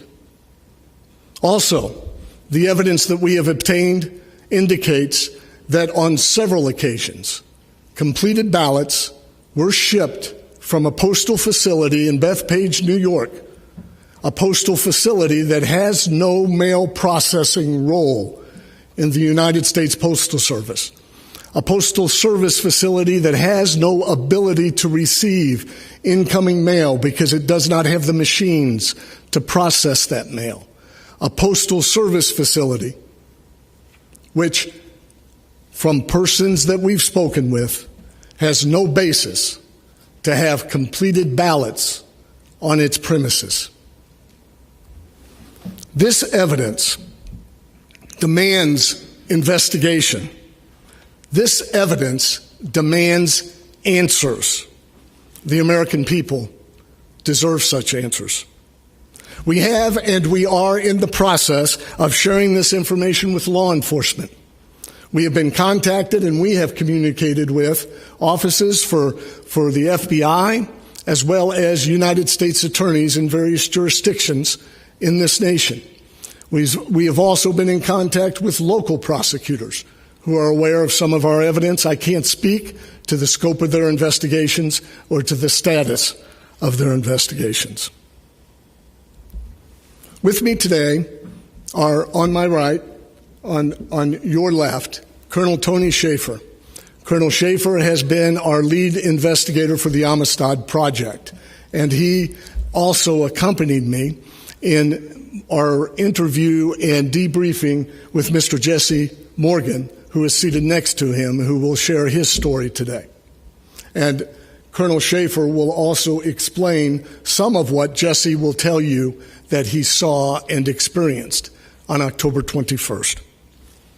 To my left is Ethan Pease. Ethan Pease worked for a subcontracting firm for the United States Postal Service. And he's going to relate to you a story that occurred in Wisconsin when he arrived at a postal facility. Madison? Yes, sir. Thank you, Ethan. In Madison, Wisconsin, and by two separate people on two separate days was informed that ballots were being gathered on November 4th and backdated on November 3rd, tens of thousands of ballots to be delivered and counted by postal workers in that facility. To my left and to your far right is Gregory Stenstrom. Mr. Stenstrom is a computer expert. He also was a poll watcher in Delaware County. During that process, and he will describe this for you, and he's also testified, I believe, before the Pennsylvania legislature recently, He will describe to you how he was denied access. All of you know those stories. And again, I just want to mention that people deny access for a reason. They don't follow the law for a reason. And denying access to the counting room was a violation of law. We've experienced an unprecedented election in American history where America was kicked out of the counting room. All of us remember looking at the hanging chads and the dimpled chads and debating what the intent of the voter was, and that is right for America to participate in that debate. For the first time in our nation's history, in our urban core, in swing states, America was kicked out of the counting room. And you must ask, why? Why? Gregory Stenstrom will share something with you that might indicate the why. Because the conduct of the officials that he witnessed and of a private party violated all of the rules to maintaining in integrity the election and cast serious doubt upon the management of the election in Delaware County, and his observations have been mirrored elsewhere as well. Mr. Jesse Payne. Mr. Jesse Payne, to my immediate right, is a subcontractor, drives a truck for a subcontractor of the United States Postal Service. He's going to tell you his story here in a moment, but I want to help set the scene for you regarding that story. Jesse is not here to tell you that the election was stolen. He's not here to tell you that he knows enormous fraud occurred. He's here to tell you what he saw. And at great personal cost, he's willing to tell you what he saw. Don't put the burden of proving fraud on this man's shoulders. He's come here to tell you what he saw. On October 21st, Jesse was engaged in, well, let me back up. I'm sorry, Peter, let me back up. I'm going to back up because I'm going to do this backwards. You know, generally when I investigate, I oversaw the Kansas Bureau of Investigation as Attorney General, and additionally, I was a district attorney. And let me say, and if you will allow me, I'm going to ask you to indulge me in a couple of observations. And these observations, you might be redundant to your knowledge, but forgive me. No investigation starts with a conclusion. No investigation starts with a claim. Every investigation starts with questions. And so when you begin an investigation, you have to make sure that you're asking the right questions, and then you determine the most proper source to get answers for those questions so you can come to know what happened. And I want to invite all of you to participate in asking the right sources the right questions. Because some of the questions you will have are questions we cannot answer. But there are institutions and persons who have the answer. And they also control information such as video footage, such as logs, such as sign-in sheets for people who worked there or volunteered there, such as GPS positioning for tractors and trailers that work for the United States Postal Service or haul their mail. There are a lot of institutions you can go to ask the right questions. And I would invite you to participate with us in asking the right questions. And I want to offer this observation regarding evidence. I've never investigated an innocent person who did not want me to see the evidence they controlled that proved their innocence. And I've never investigated a guilty person who wanted me to see the evidence they controlled that proved their guilt. Most all criminal investigations, in fact, any investigation begins with the knowledge that something went wrong. There's a body in the road. Somebody has been shot. Somebody called 911. And most real investigation is if there's not an immediate threat to the public and we don't know who we have to chase to arrest, begins with moving backwards, not forwards. You begin to investigate backwards. And so that's how I'm going to lead you through our discussion, and it will lead up to Jesse Payne's story. Jesse Morgan. Jesse Payne was a prosecutor who worked for me. I'm sorry, Jesse. Thank you. Let's look at the blood in the street. I'm taking you over to our lawsuits right over here. These are lawsuits that we have filed. This one is in Pennsylvania. Thank you, Peter. And if you keep it, yeah, you're bringing it up? Thank you, so I can see it. What you have right here is a chart of several charts, in fact. That's okay, buddy. It's okay. We'll just go to Georgia. Keep Georgia up. This is our experts' analysis in Georgia of ballots called into question by the conduct of election officials that were in violation or sidestepped state election law. What you will see here is the first type, and let me tell you how we did this. We hired a data expert. We got the data from government. We hired some mathematicians to help crunch that data with them, and then we actually reached out and contacted voters directly to see if what they swore to as their conduct, whether they voted, whether they didn't vote, whether they requested a ballot, whether they didn't request a ballot, was mirrored by state records. And what you see right here is the estimate of illegal votes counted in Georgia at 15,331. Here is an estimate, I'm circling it, an estimate of Republican ballots that the Republican that we spoke with returned, but that state records show were not counted. 29,884. This is electors who voted where they did not reside in Georgia. 138,221. Out-of-state persons voting, 20,312. And double votes, 395. Total number of ballots in question, 204,143. We have these charts for each of the 5 states that we have recently initiated litigation in, and they will be provided to you. So how did this occur? How did it happen that these many ballots are called into question in this investigation? This is the blood in the street, so to speak.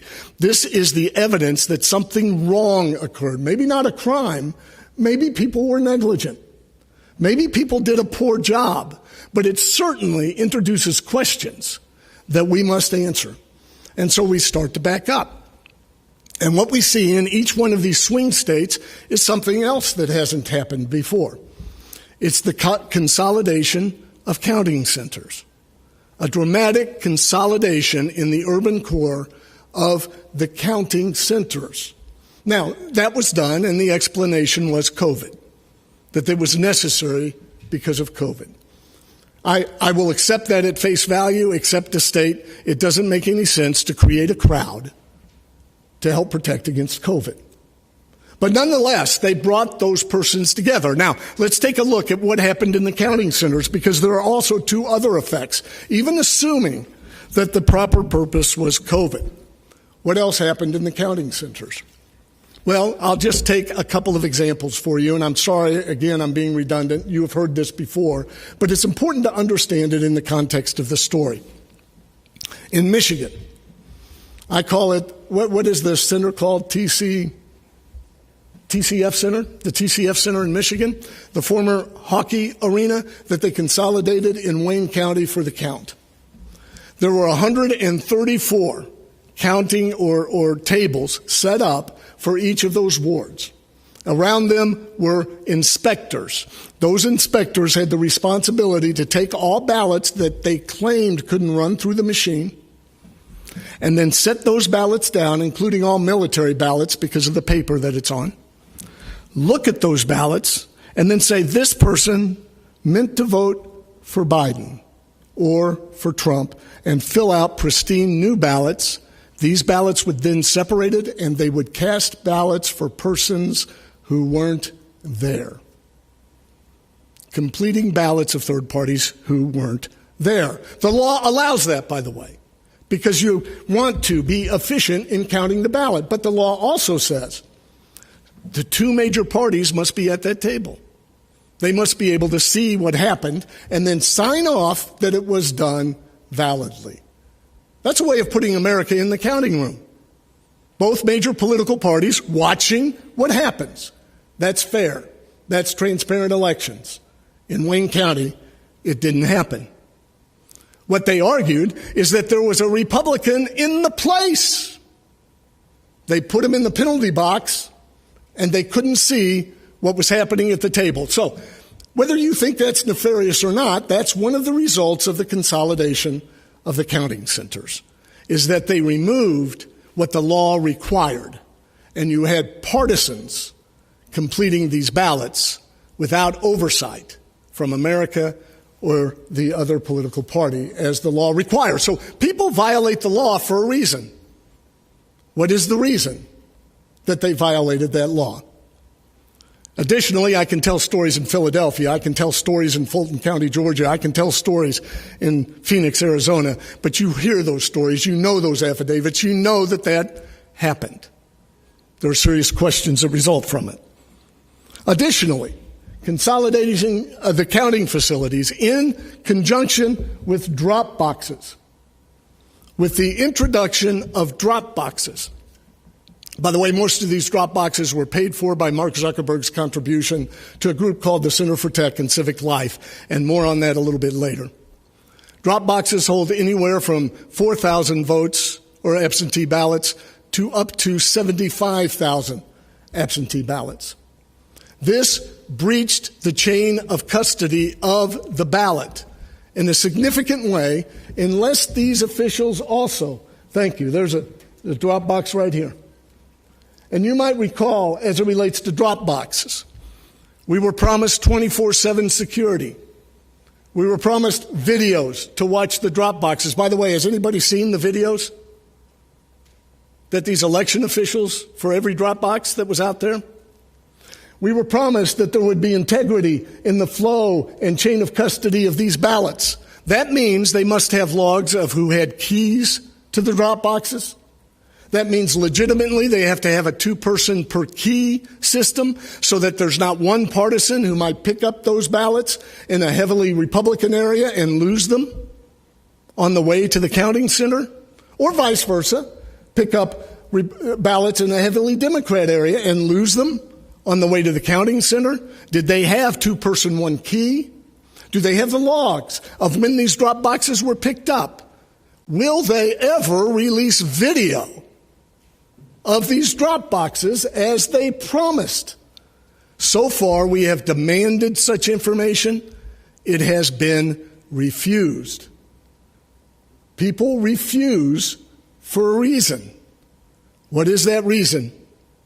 We have election experts that have been working with us who say that that conduct in breaking the chain of custody prevents the certification of the election process as applied under federal law, the Help America Vote Act. And we will have their testimony moving forward in numerous cases that the way that they did this election was not consistent with federal law in every one of these urban areas in every swing state. And the question is, why? Why not follow the law?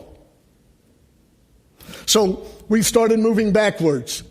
And as we move backwards to understand exactly what happened in these counting centers and recognize that all of these drop boxes and the consolidation of the counting centers allowed for and justified the delivery of tens of thousands of ballots, hundreds of thousands of ballots late in the election in one location with 1 truck or 2 trucks delivering in an area that is away from any partisan observers, we began to have more questions.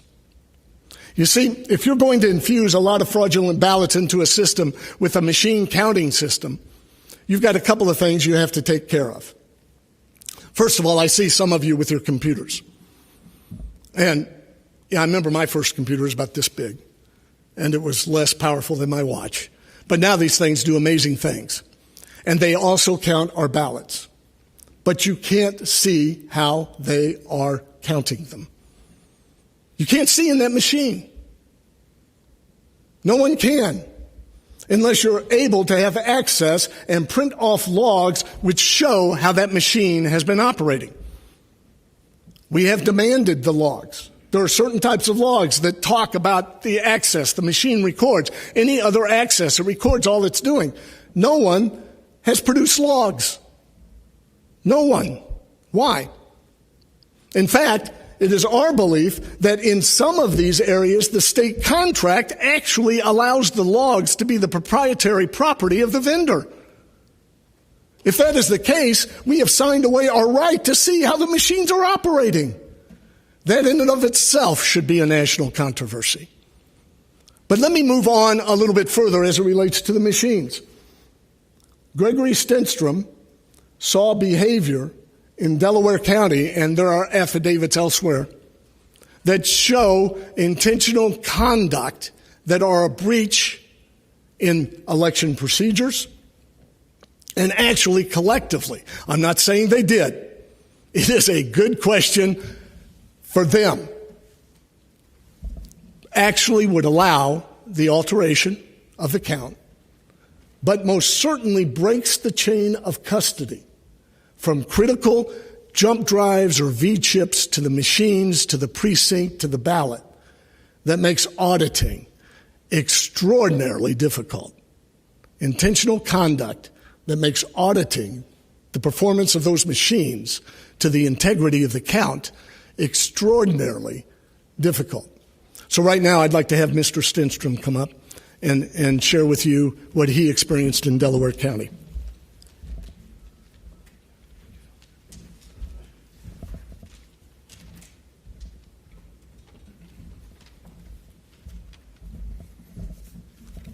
Thank you, Phil.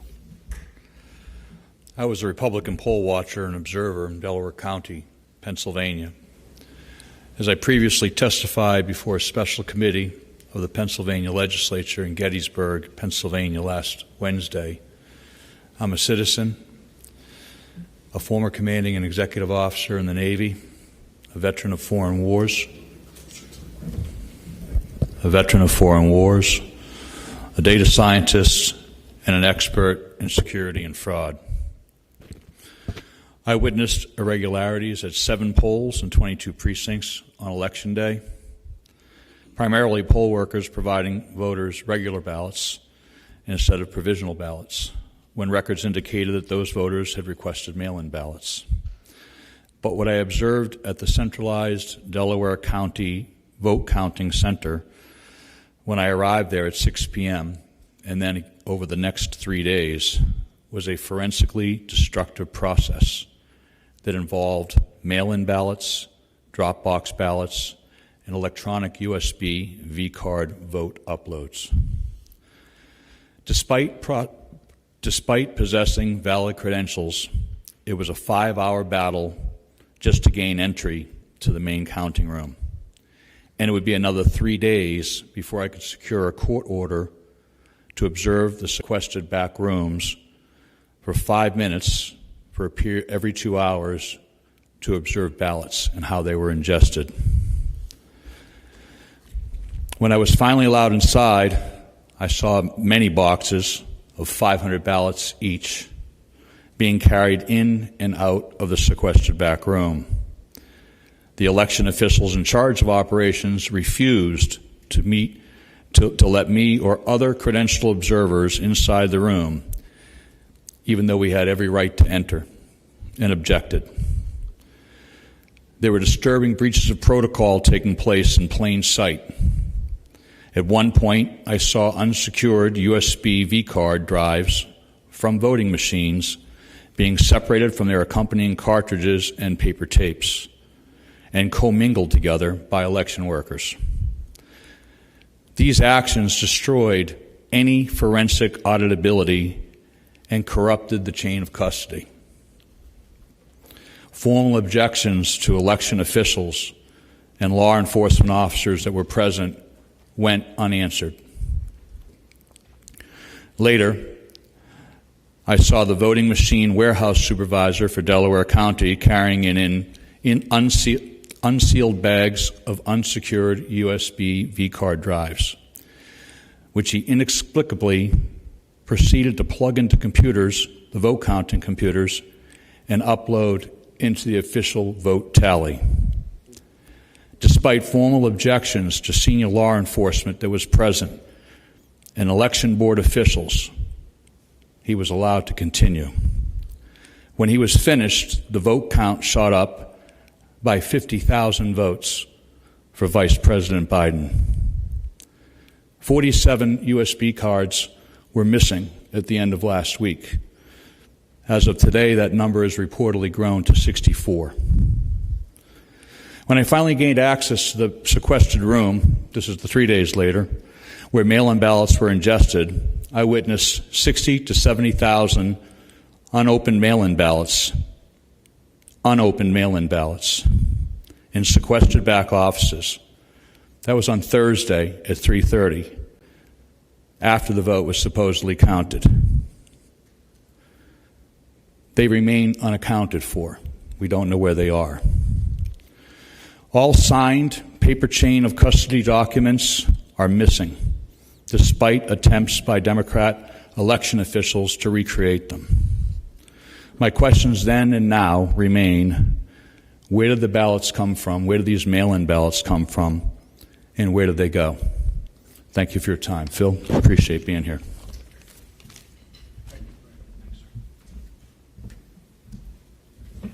And there's another question.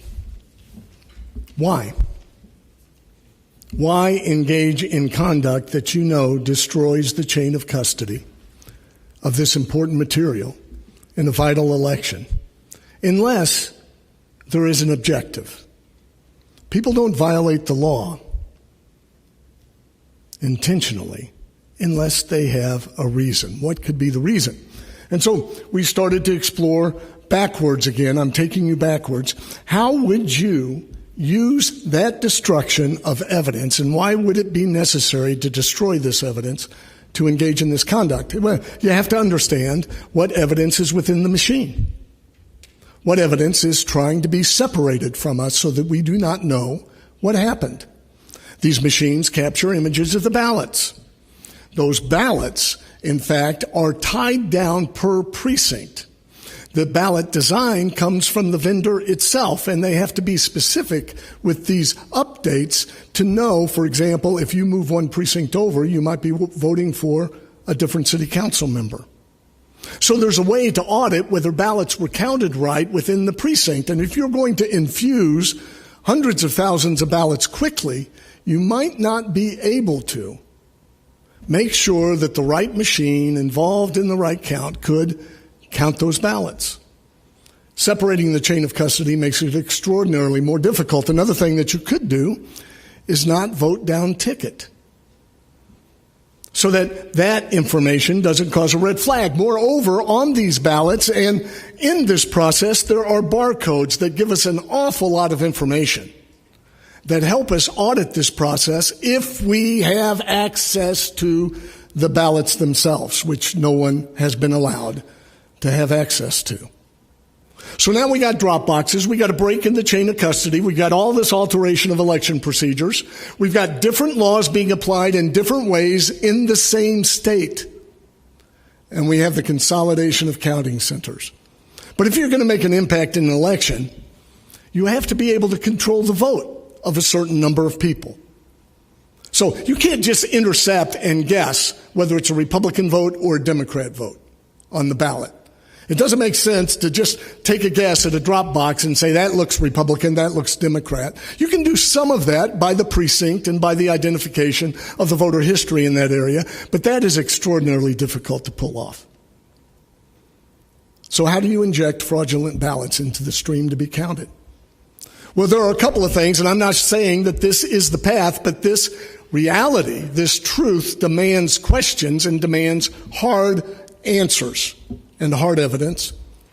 We have had an unprecedented first-time partnership between blue state officials and private parties to share access to sensitive government information. I'll give you one example. I'll give you more than one, I'm sorry. Michigan. There is a company called NGP Van that is a tech firm that is left-leaning, that consolidates data, monetizes information, and helps Democrat candidates. They're also a fundraising arm for leftist causes. That's their job. That's how they make money. There's communication between Governor Whitmer, her political director, and the state health director in Michigan, where they are negotiating how to give NGP Van the contract for COVID tracing without anyone knowing of it. It was suggested that NGP Van create a subsidiary called Michigan Van, and that Michigan Van become a subcontractor for the general contractor on COVID tracing. I believe you all know all of the sensitive information that will be required by law to be turned over to COVID tracers if they knock on your door and hear that you were exposed to COVID. That's the type of data mining that people have made billions of dollars on. Once the whistle was blown on the negotiation of that contract, the governor disclaimed any knowledge of it, ordered her health officials to renege on the contract, and backed out of it. But there's more. The Secretary of State of Michigan and in Pennsylvania each engaged Rock the Vote to give them a front-side portal into the qualified voter files. You see, previously, if the League of Women Voters was conducting a voter registration drive, you would fill out a piece of paper. They would take that paper to the county clerk, election clerk, and only the clerk could enter that information into the qualified voter files. That's important for three primary reasons. The clerk is defined by geography. They only enter registrants relating to their county. That gives an accountability to them. They are subject to Freedom of Information Act requests and demands for information, so you can hold them accountable if they enter fraudulent names. They also have political accountability. They are voted out of office if they fail. Rock the Vote has none of those checks upon them. These third parties don't have those checks upon them. Now, I will tell you, and you don't have to speak to many people, you know identity theft is a big issue in America. It's a big issue around the world. There are groups, and they don't have to have extraordinary talent, that can obtain personal information about you very easily. There's actually groups that consolidate data and sell them, like the National Change of Address reports, like reports regarding deaths, marriages, changes of name. All of those things are data that you can get and crunch. I could get your Social Security number with a little bit of work, not too much. So I'm not saying Rock the Vote did anything nefarious. I'm not saying that. I'm saying that we have opened up a vulnerability on the front end of our voter rolls intentionally through these contracts. It would be very easy for a volunteer to suddenly create voters that weren't otherwise there. I'll give you an example. One of my colleagues at Liberty University School of Law, where I teach, a former acting dean, Rena Linda-Voltson. I've got Rena's affidavit here. She was born in Michigan as Annie Billis, B-I-L-A-S. She never registered to vote under that name. Her parents always called her Rena.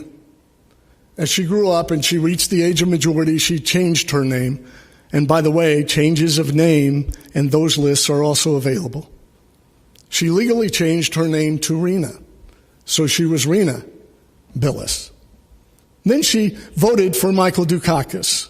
Not as Rena Billis. It might be after she was married, but she voted for Dukakis in 1994. She was a little bit hesitant for me to say that because she knows my history as a Republican. But she voted for Michael Dukakis. Then she moved out of Michigan. She got married, and now her name is Rena Linda-Voltson. And she hasn't been called Annie Billis since she was 18, and she never registered under that name. With all this talk of fraud, now what are the odds that Rena Linda-Voltson would go back and check at her Michigan registration when she's living in Virginia to see If she was registered under a name she never registered. You see, you can look at all these voting histories and you can tell who never votes. You can determine who's not going to check their voting history. You can also obtain names that center around their identity but are actually false. She was registered in Michigan as Annie Billis. Somebody did that. Not her. And the question is why? Well, I believe we're starting to get an understanding of the why.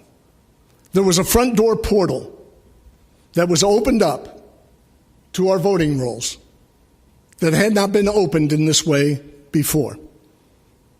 Those are serious questions to ask those persons who opened up those portals.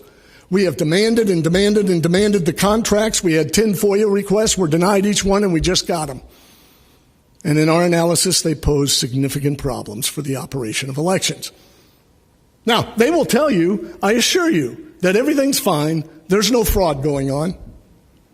That is an actual quote of an election official in Delaware County to Gregory Stenstrom when he was trying to get in the room that he had the right to get into, and he saw people moving around. It was mail crates of ballots. Mail crates. And they said, I assure you, everything's fine. There's no fraud going on. At some point, that answer does not hold. At some point, it doesn't hold. So one of the important things I want to mention and highlight about Gregory's statement is he saw those mail bins. I don't know if you know what I'm speaking about. We've got pictures of them somewhere up here, don't we, Peter? The actual mail bins of the bulk mail. Thank you. This is going to tie to Jesse Morgan's story. Not that. I'm sorry. We'll get to that. Do we have the picture of the bulk mail plastic bins? I thought I saw it. We'll find it for you. You might have seen it. I don't know if any of you have done bulk mail, but there's these heavy plastic bins, and you insert the bulk mail vertically, and you generally organize it by zip code to make it efficient.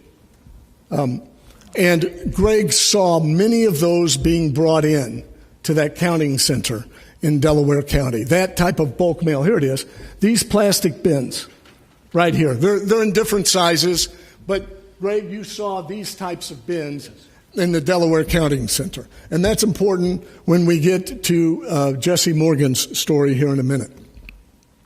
So you have to control some of the ballots. We've shown how perhaps you can create persons like that and cast ballots on their behalf. And I would encourage you, again, to look at our lawsuits. You will see that there are ballots being cast for persons that didn't cast them.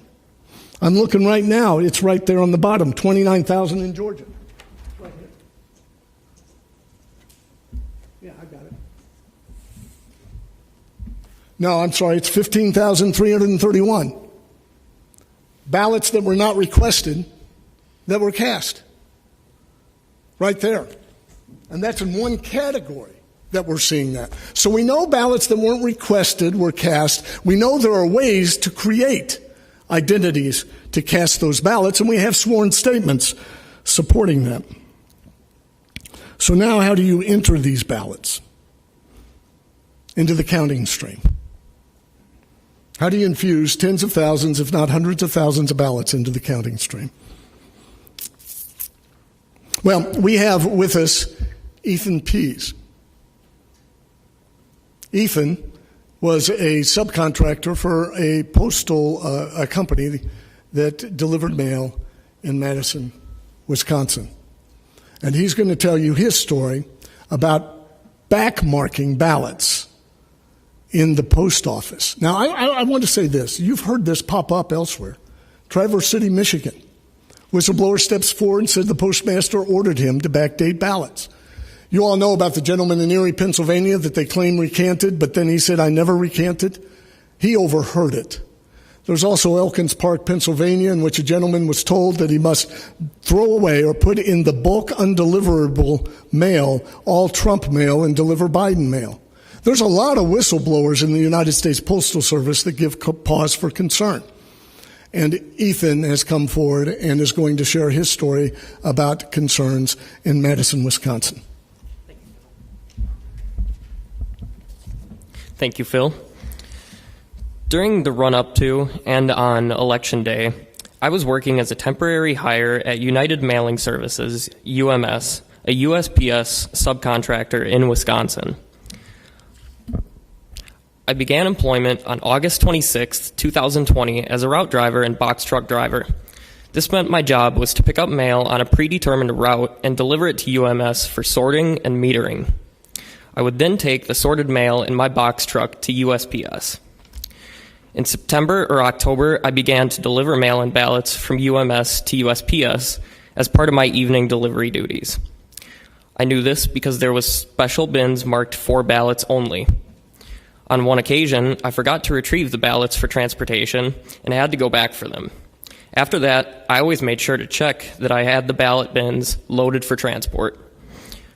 On November 2nd, 2020, I noticed that there was only one ballot in the bin for delivery to USPS. And on November 3rd, Election Day, there were no ballots in the bin for delivery. One can imagine my surprise then when the next day, November 4th, I was asked by a senior USPS employee named Monte if I had forgotten any ballots the night before. Monte explained that an order came down from the Wisconsin-Illinois chapter of USPS that 100,000 ballots were missing.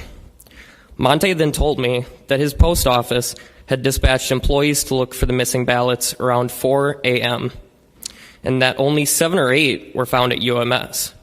Based on my previous experience and habit of double-checking for ballots, I believe that to be a lie. The following day, November 5th, 2020, I had a conversation with a different USPS employee named Rachel, in which she admitted that USPS employees were ordered to backdate ballots that were received too late to be lawfully counted. I asked Rachel if I would get in trouble with my boss for those ballots the other night, referring to the allegedly missing ballots I discussed with USPS employee Monte on November 4th, 2020. No, you wouldn't, she responded, as long as they were postmarked for the 3rd.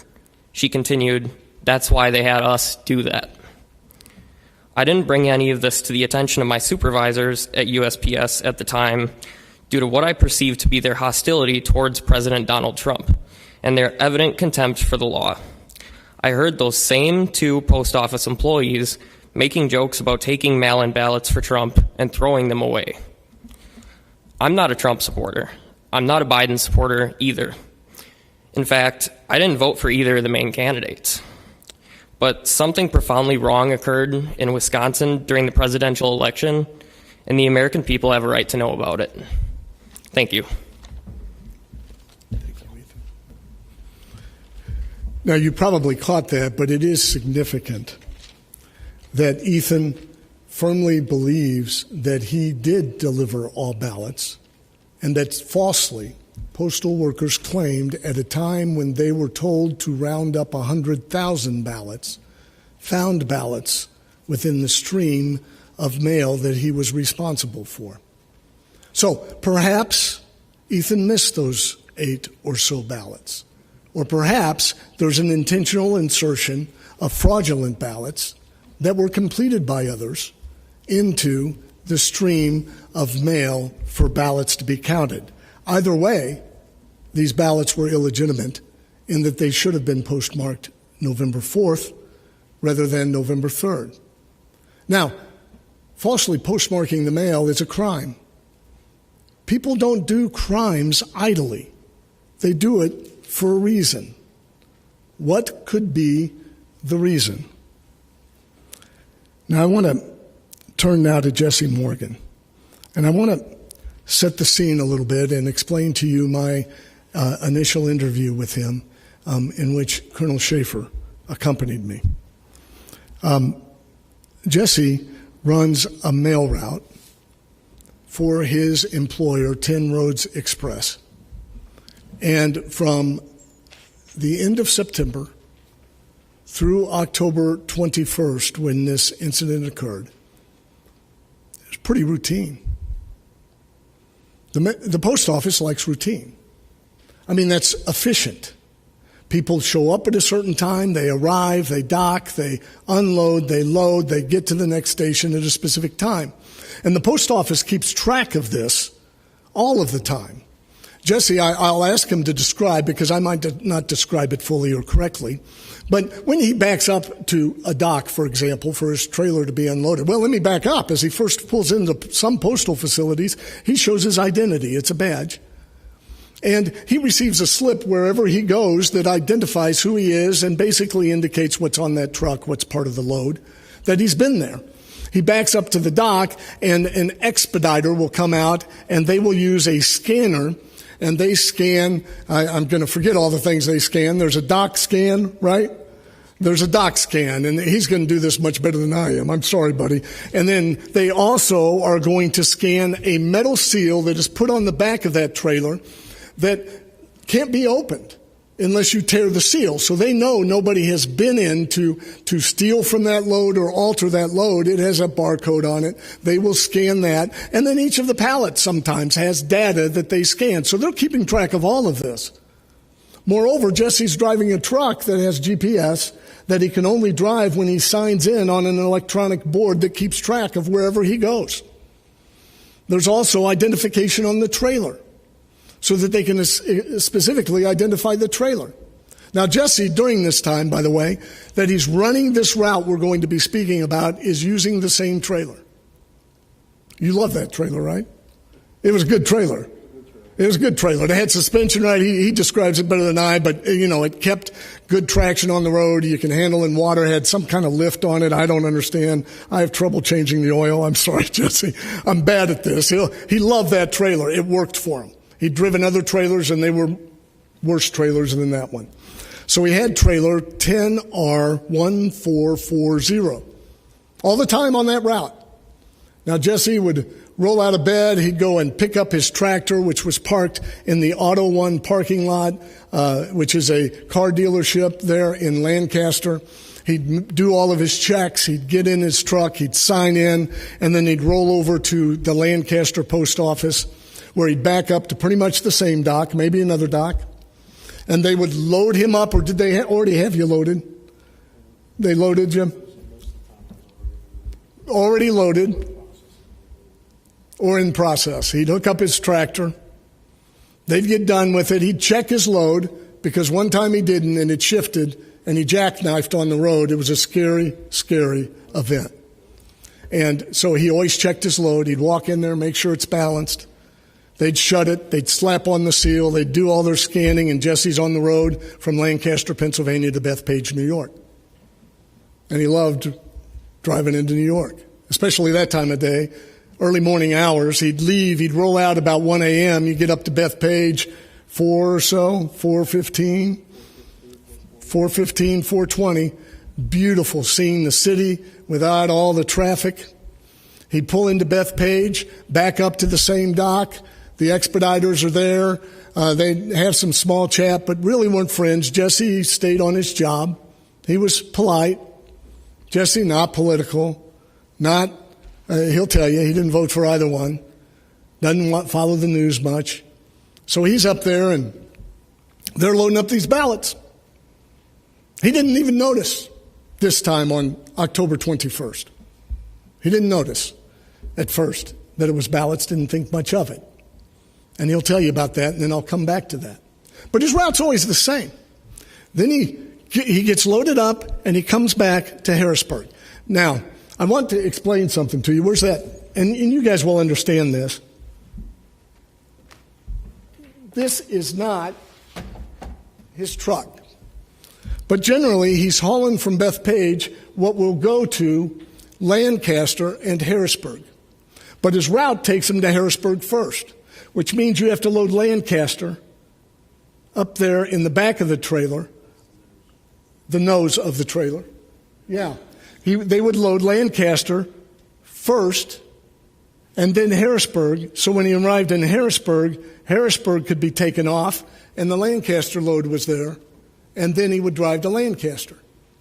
You can imagine the confusion and the delay that would be caused if Jesse decided he wasn't going to Harrisburg first, but he went to Lancaster. Then they would have to take off the Harrisburg load, then get the Lancaster load, then reload Harrisburg to have him drive to Harrisburg. So the post office has got this down. Despite all the complaints, they have all the loading and the logistics and the systems to run efficiently. So his typical day is that he goes down from Bethpage to Harrisburg. He unloads, pulls up to the dock, they unload, and then he's off to Lancaster. He unloads, he unhooks his trailer, he leaves his trailer there. He's going to pick it up the next day, drives back to Auto One, and then gets back home. Same way every time till October 21st. Now I want to share with you the first time I met Jesse. I went up to his home. I'd heard about his story, and Colonel Schaefer was with me. And I did what might be considered a forensic interview. It's conducted in such a way to assess the veracity of the person that you're speaking with. And generally what you do is you begin with questions that set the scene in which the witness has confidence, so that they gain their confidence. You let them know they're in control. They can stop the conversation anytime that they want. They can kick me out of the house. We had a video camera. He could stop the video. He could refuse to answer any question. He could ask me any question that he wanted. So I had Jesse set the scene. During the scene setting, he mentioned something to me. It was an offhand comment. He was telling me about his jobs, and he said, and there was a time there that I had some difficulty.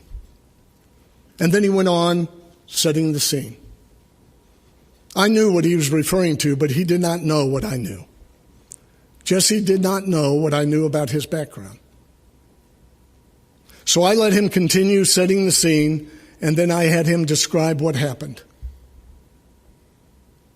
And all of it, by the way, is credible and matches up with the tangible evidence, how the post office works, and so forth. And so, as he was going through, and when he was getting done with telling me what happened, I said, Jesse, why don't you tell me about that little difficulty that you had? And he said, what do you mean? I said, about your past. He said, what do you want to know? I said, the truth. And Jesse revealed to me that he had been a drug addict, that he'd been arrested, that he served some time, that for a while in his life he wanted to do things his way, that he violated probation, that he went back up, and that when he saw his first daughter born, he decided to turn around his life. And he's been sober since then. I said, you know this is going to come down on your head. If you step forward, this is going to come down on your head. There will be people who aren't concerned about what you saw. They will be more concerned about trying to destroy you because they don't like what you saw. And I asked him if he had told his 3 daughters that their father had been in prison. And he said he hadn't. They didn't know. Now they will. Now they will. This man is telling the truth. You can confirm the truth. We have a responsibility to get to the answers of the questions raised by what he saw. And if this nation continues in destroying individuals rather than listening to what they have to say, I don't know if we can make ourselves out of this wilderness that we've created. I truly ask you to listen to what this man says, because he is a truth teller. Jesse?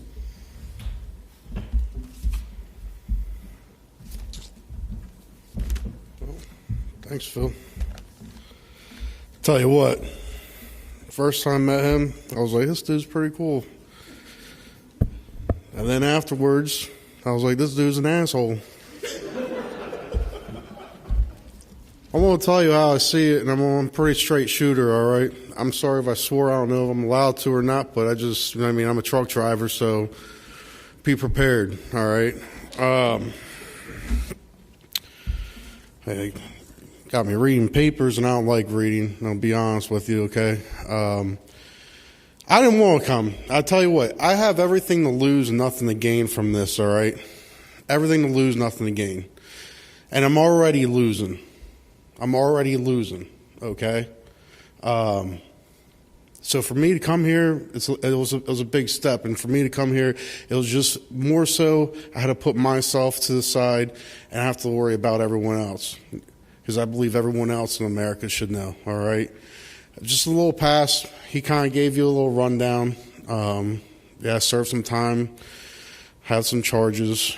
You guys want to run with it, you can run with it. But this is what the real story is. The story is what we're here for today, all right? I didn't want this put on me, but for some reason it's on me, and here I am, all right? I drive tractor trailer for U.S. Postal Service, subcontractor. I drive a route transporting mail from Lancaster, Pennsylvania to Bethpage, New York to Harrisburg, Pennsylvania, and back to Lancaster. On October 21st, when I arrived for my usual route in Bethpage, New York, an expediter made 3 references to ballots that were to be loaded into my trailer, including saying, hey, you've got a ballot today, or you have ballots today, and even showing me a piece of registered mail and saying someone really wanted their ballot to count. In total, I saw 24 Gaylords. Where's that bot? Right here. You got this guy right here. That's kind of a good representation of a Gaylord, all right? They're not usually put together with duct tape, though. Here you go. This is pretty good, too. But for a visual, I mean, that will work, all right? So, in total, I saw 24 Gaylords, or large cardboard containers of ballots loaded into my trailer. These Gaylords contain plastic trays, I call them totes, but trays will work, of ballots stacked on top of each other. All the envelopes were the same size. I could see the envelopes had handwritten addresses, return addresses, and I could even tell that one was marked registered mail. That one was off to the side, all right? They were complete ballots. I didn't think much of it at the time. At Bethpage, I was first loaded with 2 tall Gaylords. So picture that thing there, or this little representation here, but this tall, all right? So I was loaded with 2 tall Gaylords, okay? And that were, hold on, where was I at? They had mixed mail pieces bound for Lancaster. These Gaylords were loaded first because they would be the last off my trailer. The remainder of the truck was loaded with complete ballots bounded for Harrisburg. I then drove to Harrisburg with the ballots. Usually I offload in one of the 7 docks every day, but not on October 21st. I wasn't allowed to offload. That's different. Whenever I pull into Harrisburg, I go around and I get my dock and I get unloaded and then I roll out. Not that day, all right? Not that day. Instead, I was made to wait for roughly 6 hours in the yard, from 9:15 a.m. to 3 p.m. This really ticked me off, all right? Because my brother was in town. He just moved back up. And I wanted to spend some time with him. I tried to get the attention of postal workers, but no one would tell me what's going on. All of this was weird. I arrived at about the same time every day.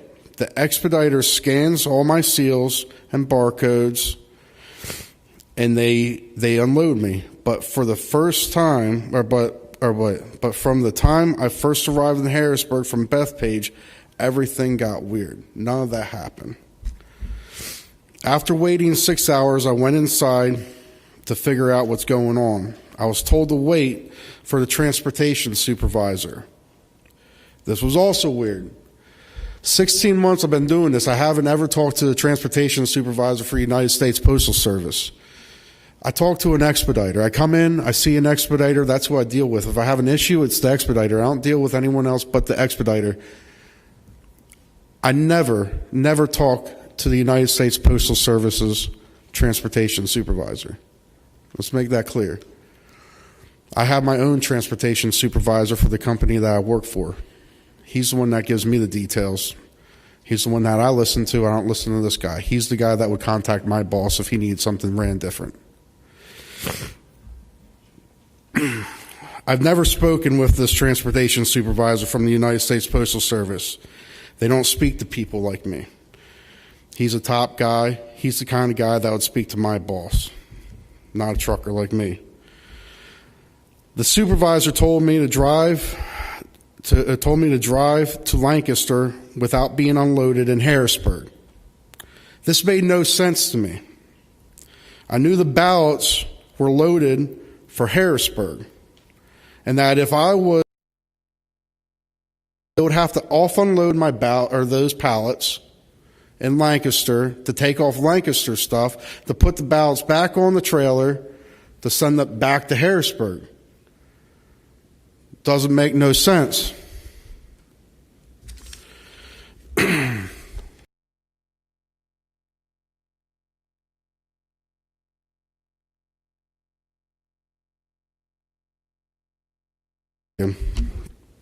I wanted my ticket. So whenever I go to a place, when I go there and whenever I'll leave, I'll get a ticket. I'll get a ticket, a slip, whatever you want to call it.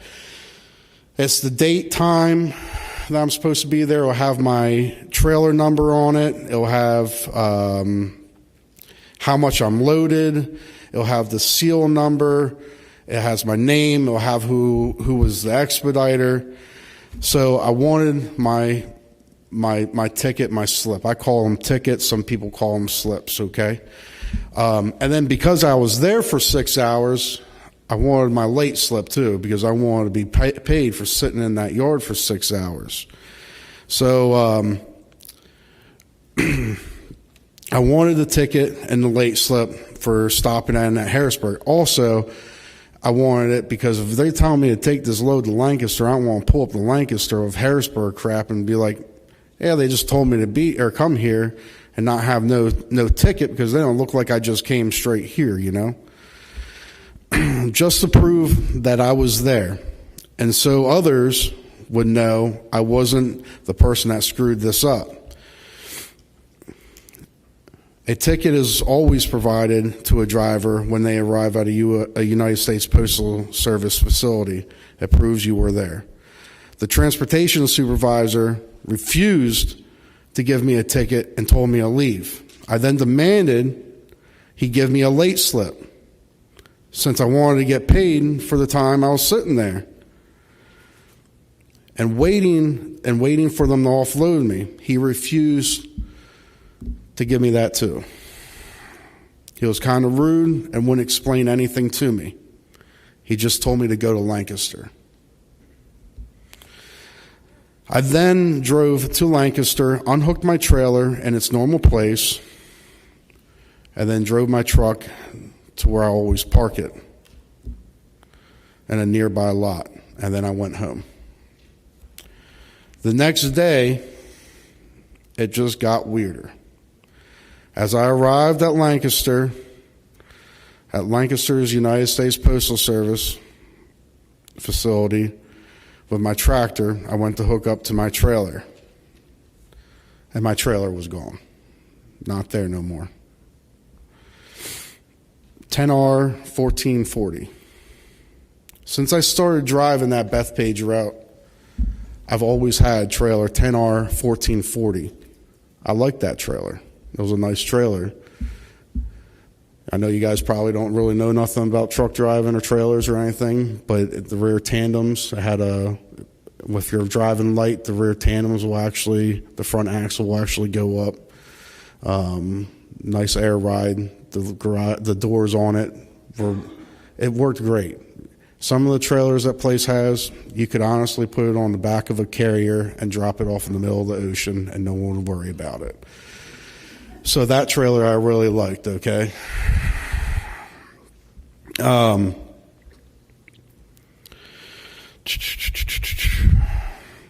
What happened on October 21st was a series of unusual events that cannot be a coincidence.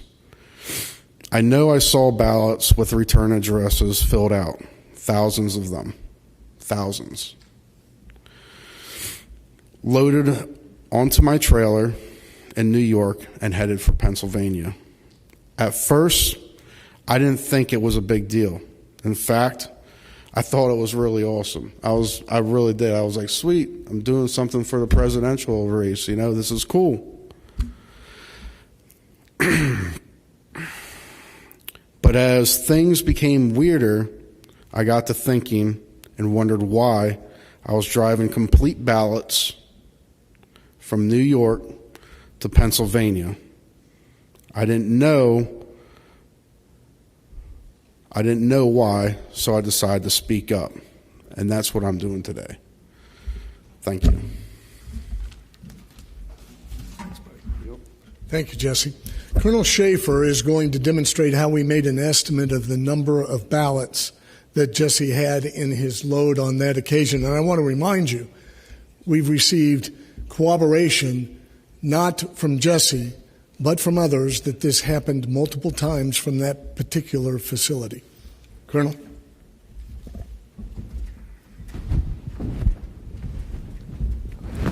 Attorney General Klein, thank you for the honor of leading this investigative team. And as we speak, we have members of our team in the field continuing operations.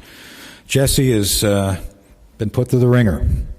We have been intaking a lot of whistleblowers. They are brave people who seek nothing but to provide you the truth, and that's what we're all seeking here. So again, I'm grateful to Attorney General Klein for the benefit and privilege of doing this, and I think that's what we're all trying to do here today, is get to the truth. I'm going to outline some of the issues which makes Jesse's story so peculiar and so troubling regarding what we now know to be fact.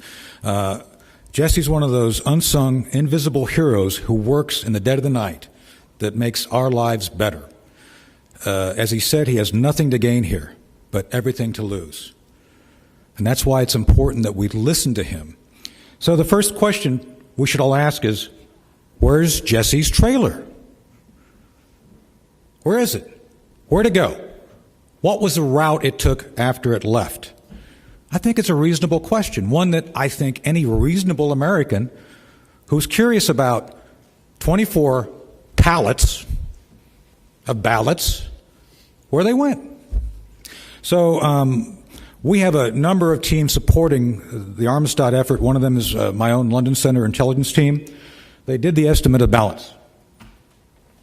So just so you all understand what we're talking about, depending on the density, depending on the trays, and again, this leads back to Greg's story, seeing these ballots showing up in the counting rooms in the middle of the night. That's the pointy end of the spear.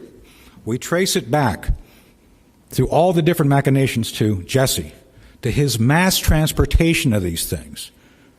And I can tell you, other investigations that are now ongoing with our field elements are developing the next set of leads.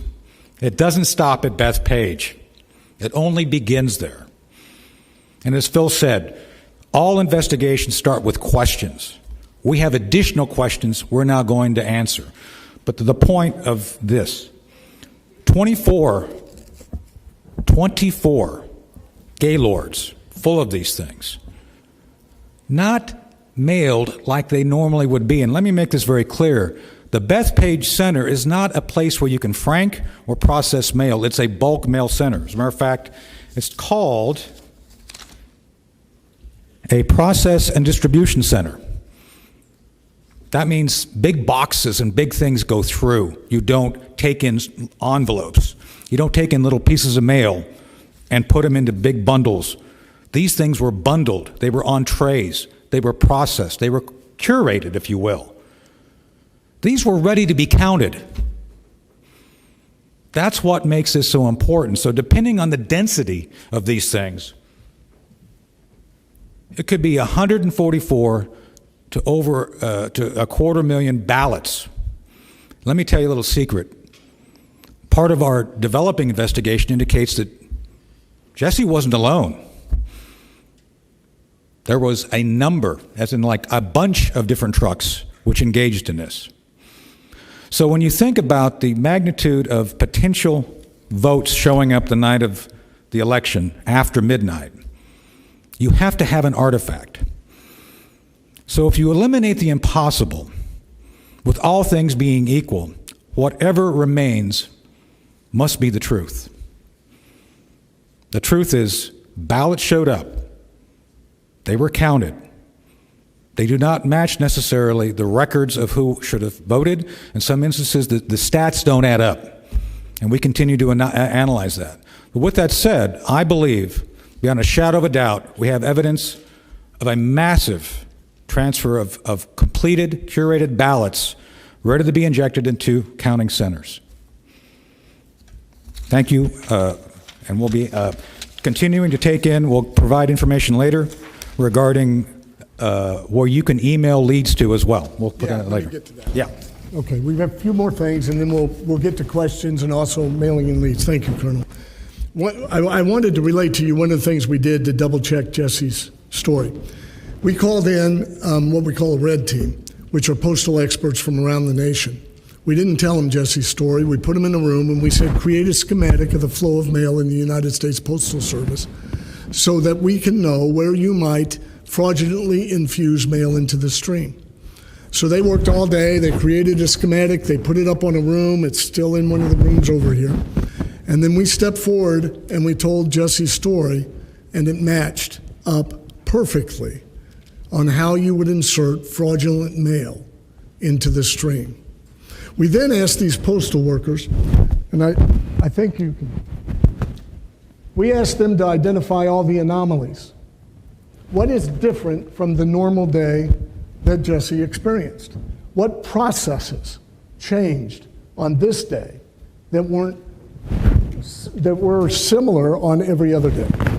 And it reminds me of a case. I did a murder case in 2007 of a man that I had alleged that he kidnapped a 13-year-old girl and murdered her in 1974, I think it was. And back in that day, in 1974, this man was working alone as a custodian at a high school. And we were able to identify by other witnesses and by putting together pieces that for the last minute and a half of the last time she was seen alive, for a minute and a half, he was alone in that parking lot outside that high school with her before nobody saw her again. And when you look at the investigative material at the time, what you saw is that the FBI or law enforcement, his local law enforcement, went over to his home afterwards to question him back in 1974. And they opened up the trunk of his car, and in it, they found some things. They found a butcher knife. Well, he explained that his wife needed new cutlery, and he went shopping for it. They found twine that you could use to bind a person, and he said, well, you know, sometimes you need twine. I keep it in the trunk for convenience. Okay. They found a canvas bag. That canvas bag was big enough in which you could put a body in, and it was a canvas bag that those janitors wheel around at the high school that they put the trash bags in. And he said, well, my trash bags are kind of weak. I just wanted to have it. Okay. They found hydrochloric acid. He said, well, you know, I'm doing an experiment. I want to clean my driveway, and his driveway was gravel. And then he said, we found this chloroform, 18 drops of which could kill a person, less than that would incapacitate a person, especially a 13-year-old girl. And he said, well, I wanted to get high with it. And then there was a pillow, which he said was his niece's, and there was a blonde hair. and the victim was blonde. He's serving life in prison. He had an explanation for each piece of that evidence. But when you add up all of his independent causes of that evidence, the odds that this janitor would coincidentally have left the pillow of his niece in his car the day he bought cutlery for his wife when he was going to do an experiment on his driveway and get high and had a canvas bag for trash is unbelievable. There was one causal agent to all of that activity. He kidnapped, raped, and murdered a 13-year-old girl. Now, I say that about the power of what's called circumstantial evidence. Crimes do not occur with people watching. In fact, most people don't want to be watched when they commit a crime. And so we have to piece together circumstantial evidence. In this room, there's all kinds of DNA. I'm losing it by the minute with my hair shedding. But if you found my DNA in this room, you would know nothing about whether I was involved with a murder that occurred tonight unless you understand the circumstances. I don't like Hollywood for this, and we always warn juries about this. There are no devices that solve crimes. I can't take a device, hand it up to Jesse's mouth, and through the ambient air determine that he ate pepperoni pizza 3 weeks ago next to a woman wearing Parisian perfume and had an element of smoke in it, and the cigarettes are only sold in Paris, and you're guilty. We don't have those things. So we put together logical conclusions based on the information that we have. Anomalies. What should have happened in Harrisburg? Jesse's trailer is immediately unloaded. It was not unloaded in Harrisburg, even though his trailer contained mail for Harrisburg. Jesse should have been quickly unloaded and able to proceed. Jesse was forced to wait without explanation in a parking lot in the yard of that facility for 6 hours without explanation. Well, perhaps, maybe there was a new person operating as an expediter. Perhaps somebody was sick and somebody forgot. Perhaps. Jesse's only exchanges pleasantries and small talk with others who talk to him at U.S. postal facilities. Postal supervisors don't talk to drivers. All of our experts say that. Jesse talked to a postal supervisor. Normally, Jesse receives a ticket that proves he was there. That was refused. Now, that wasn't an accident. That was intentional. That was, no, you receive no ticket. No explanation. Jesse unloads his trailer in Harrisburg before proceeding to Lancaster. Jesse was told to go to Lancaster while carrying the Harrisburg mail. Maybe we've got somebody who doesn't know how the Postal Service works. Maybe we've got somebody who didn't communicate with the postal supervisor who gave that order. Perhaps there are independent explanations for all of these, but you can imagine the odds of all of that happening on the day he carried completed ballots across state line from New York to New Jersey, across the state line of New Jersey to Pennsylvania, where his trailer full of ballots disappeared. Jesse usually leaves his trailer at the dock in Lancaster at the end of his shift and picks it up the next day. It's gone. Where's Jesse's trailer?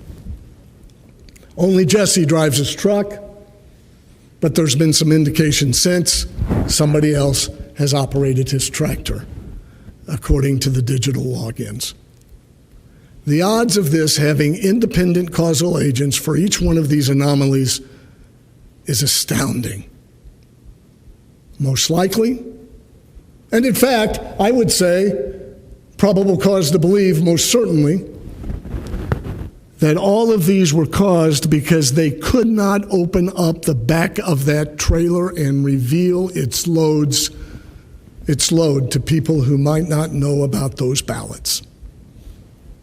They put the ballots on the wrong truck, and they picked the wrong man. Because here you have a man who's willing to tell the truth. about what that load is. We'll entertain questions.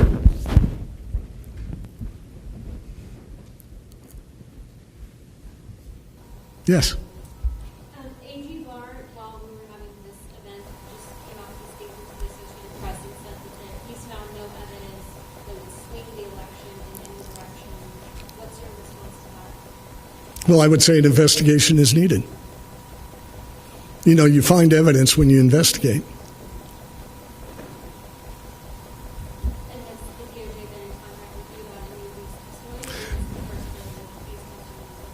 Well, as it relates to Mr. Morgan, we've been in very recent contact because we've just come into a full understanding of his story, as well as Nathan.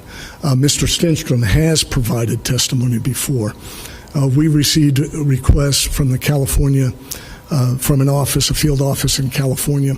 I've reached out to United States attorneys, and we're in Pennsylvania, and we're in the process of reaching out to United States attorney in New York, and also local law enforcement as well. Yes, sir. Yeah, so you point out 3 locations, New York, Pennsylvania, right, for these truckloads of banners. Is there any particular pattern in these regions? Any particular place is more like a illegal banner processing center? Are there other truck drivers of those?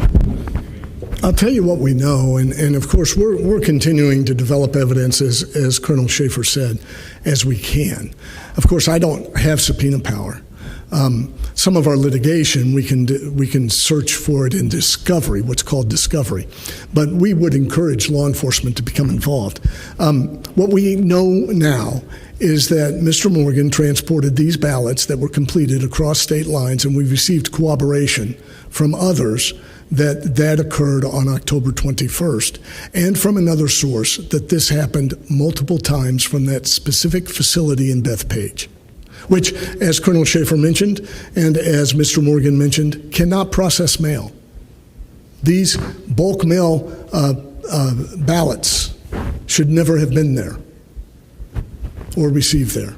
In fact, we're aware of complaints that were issued because of that. Yes? Do you have any evidence that these ballots... Oh, repeat the question? Yeah, thank you. Do you have any evidence that these ballots came from outside the United States? And if so, do you have any indication of where they might have originated? Do I have any evidence that these ballots came from outside the United States, and do I have any evidence of where they originated? Not at this time, but I will tell you that experts that we're working with say we can easily determine that if we get access to the ballots. You know, there's the type of paper that's used, there's the type of markings on the ballots. You can tell whether the ballot was cast by a machine or by human hand.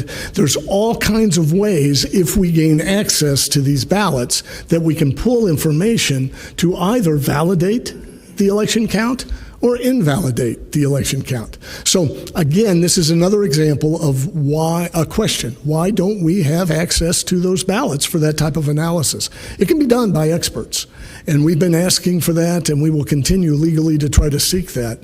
But excellent question. You don't know until you get that ballot under analysis. Yes, ma'am.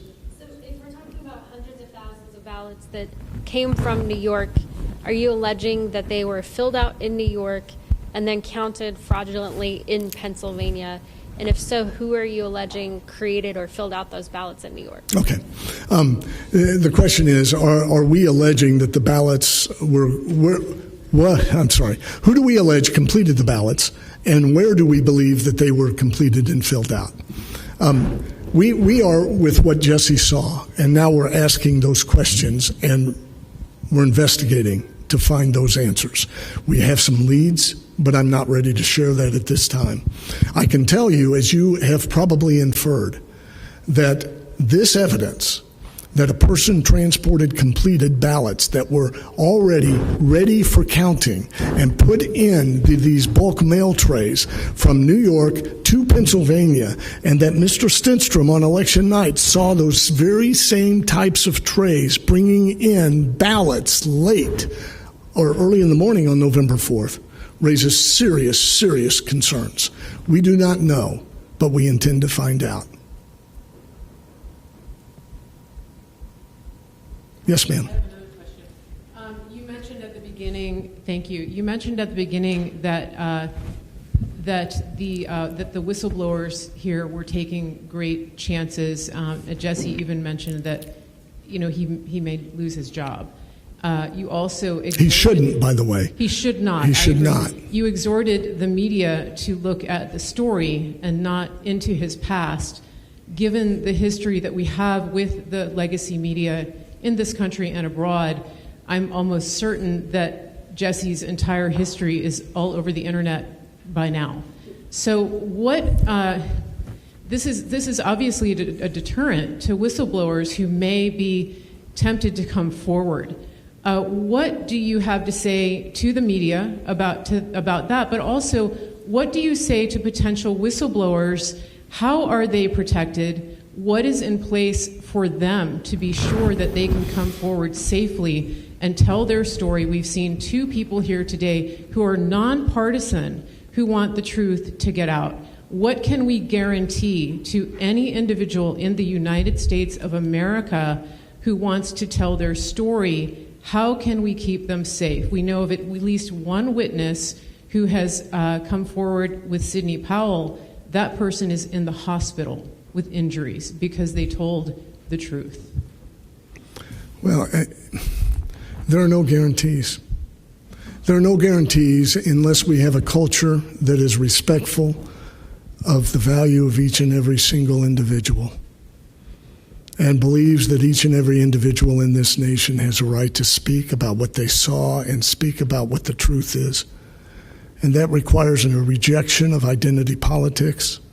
It requires an elimination of the toxicity of our national dialogue. In short, it requires maturity that we have not shown in some time. I do believe most people know the path to that proper conduct and that respect. I believe that. I think people are fearful to take that path for whatever reason, a desire to be first or a desire to appease somebody whose opinion they believe they need to appease, or fear of a result. Either way, it makes no difference. We need to start changing things.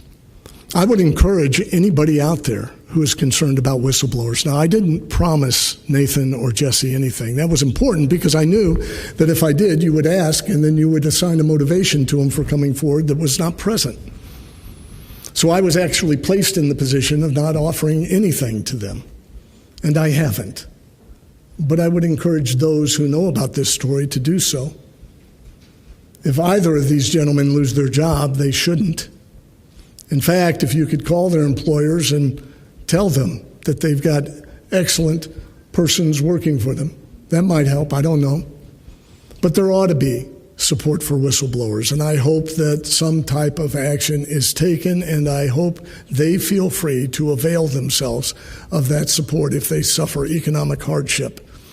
And the mob frightening and terrorizing people because they speak, we have to stand up and speak against. This doxing of people, this assault upon individuals, this identity of their children, that's not America. And I believe most Americans know that's not America. And we have to stop listening to it and reject it and collectively search for the truth. So, thank you for raising that question. Yes, sir. One more question. This is Sean Ling from NTD. Yeah. So, Attorney General Barr just stated about 20 minutes ago, he said the DOJ hasn't yet to find widespread voter frauds that could have changed 2020 election. Do you have any response to that? Not really. I mean, I don't believe that the Attorney General was familiar with this. And I don't believe that the question is, will it change the outcome of the election? I don't believe that's a valid question. You can't even answer that question until you search for the truth and launch a full investigation. I don't know how these ballots were voted. I told you, based upon the evidence that we have, how certain partisans can gain advantage to be able to infuse these ballots. But I guess the question is really this: should fraud be investigated? Not, is the fraud we're investigating sufficient to change the outcome of the election? I mean, that's kind of backwards, I believe. And honestly, I don't know why the media would ask that question. The American people have to decide, is this overwhelming evidence of fraud within the election deserving of an answer? And when we get the answers, we'll come to know whether it would have affected the outcome.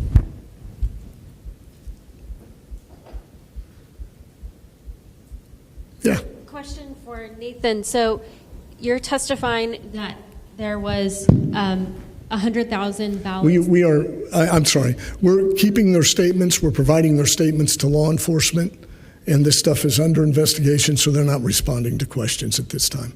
Okay. I will answer questions if I can. So his statement is that there were over 100,000 ballots on the morning of November 4th to backdate. Are there any other witnesses to corroborate this, to your knowledge? Well, the witnesses would be who he spoke with at the Postal Service. Okay. So he was told on 2 different occasions by 2 separate persons the same thing when they weren't in the room together. And so one corroborated the other by saying the same thing. That's corroboration. But also, are there other statements from those individuals? I don't have statements from those individuals, no. Not at this time. Any other questions? All right, we thank you for your attendance.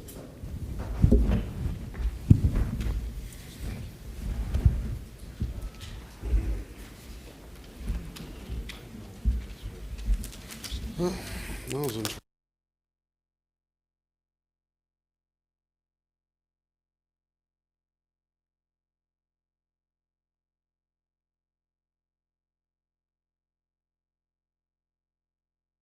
Thank you for watching this America's Voice special report. We now return to our regularly scheduled programming.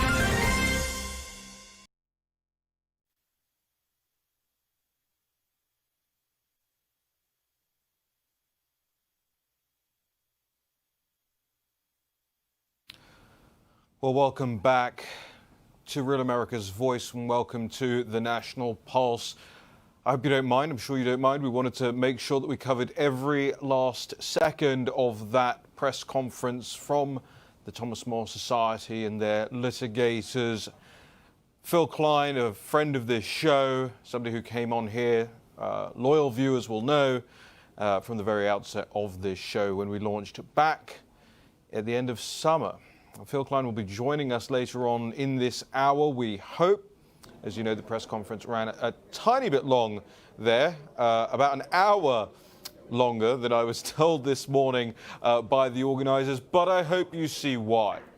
I hope it's very clear to you why they wanted to take the time up there, walk everybody through, especially the more skeptical media in the room, walk them through not just the credentials of the claims that were being made, but actually the character credentials of the people who were making them.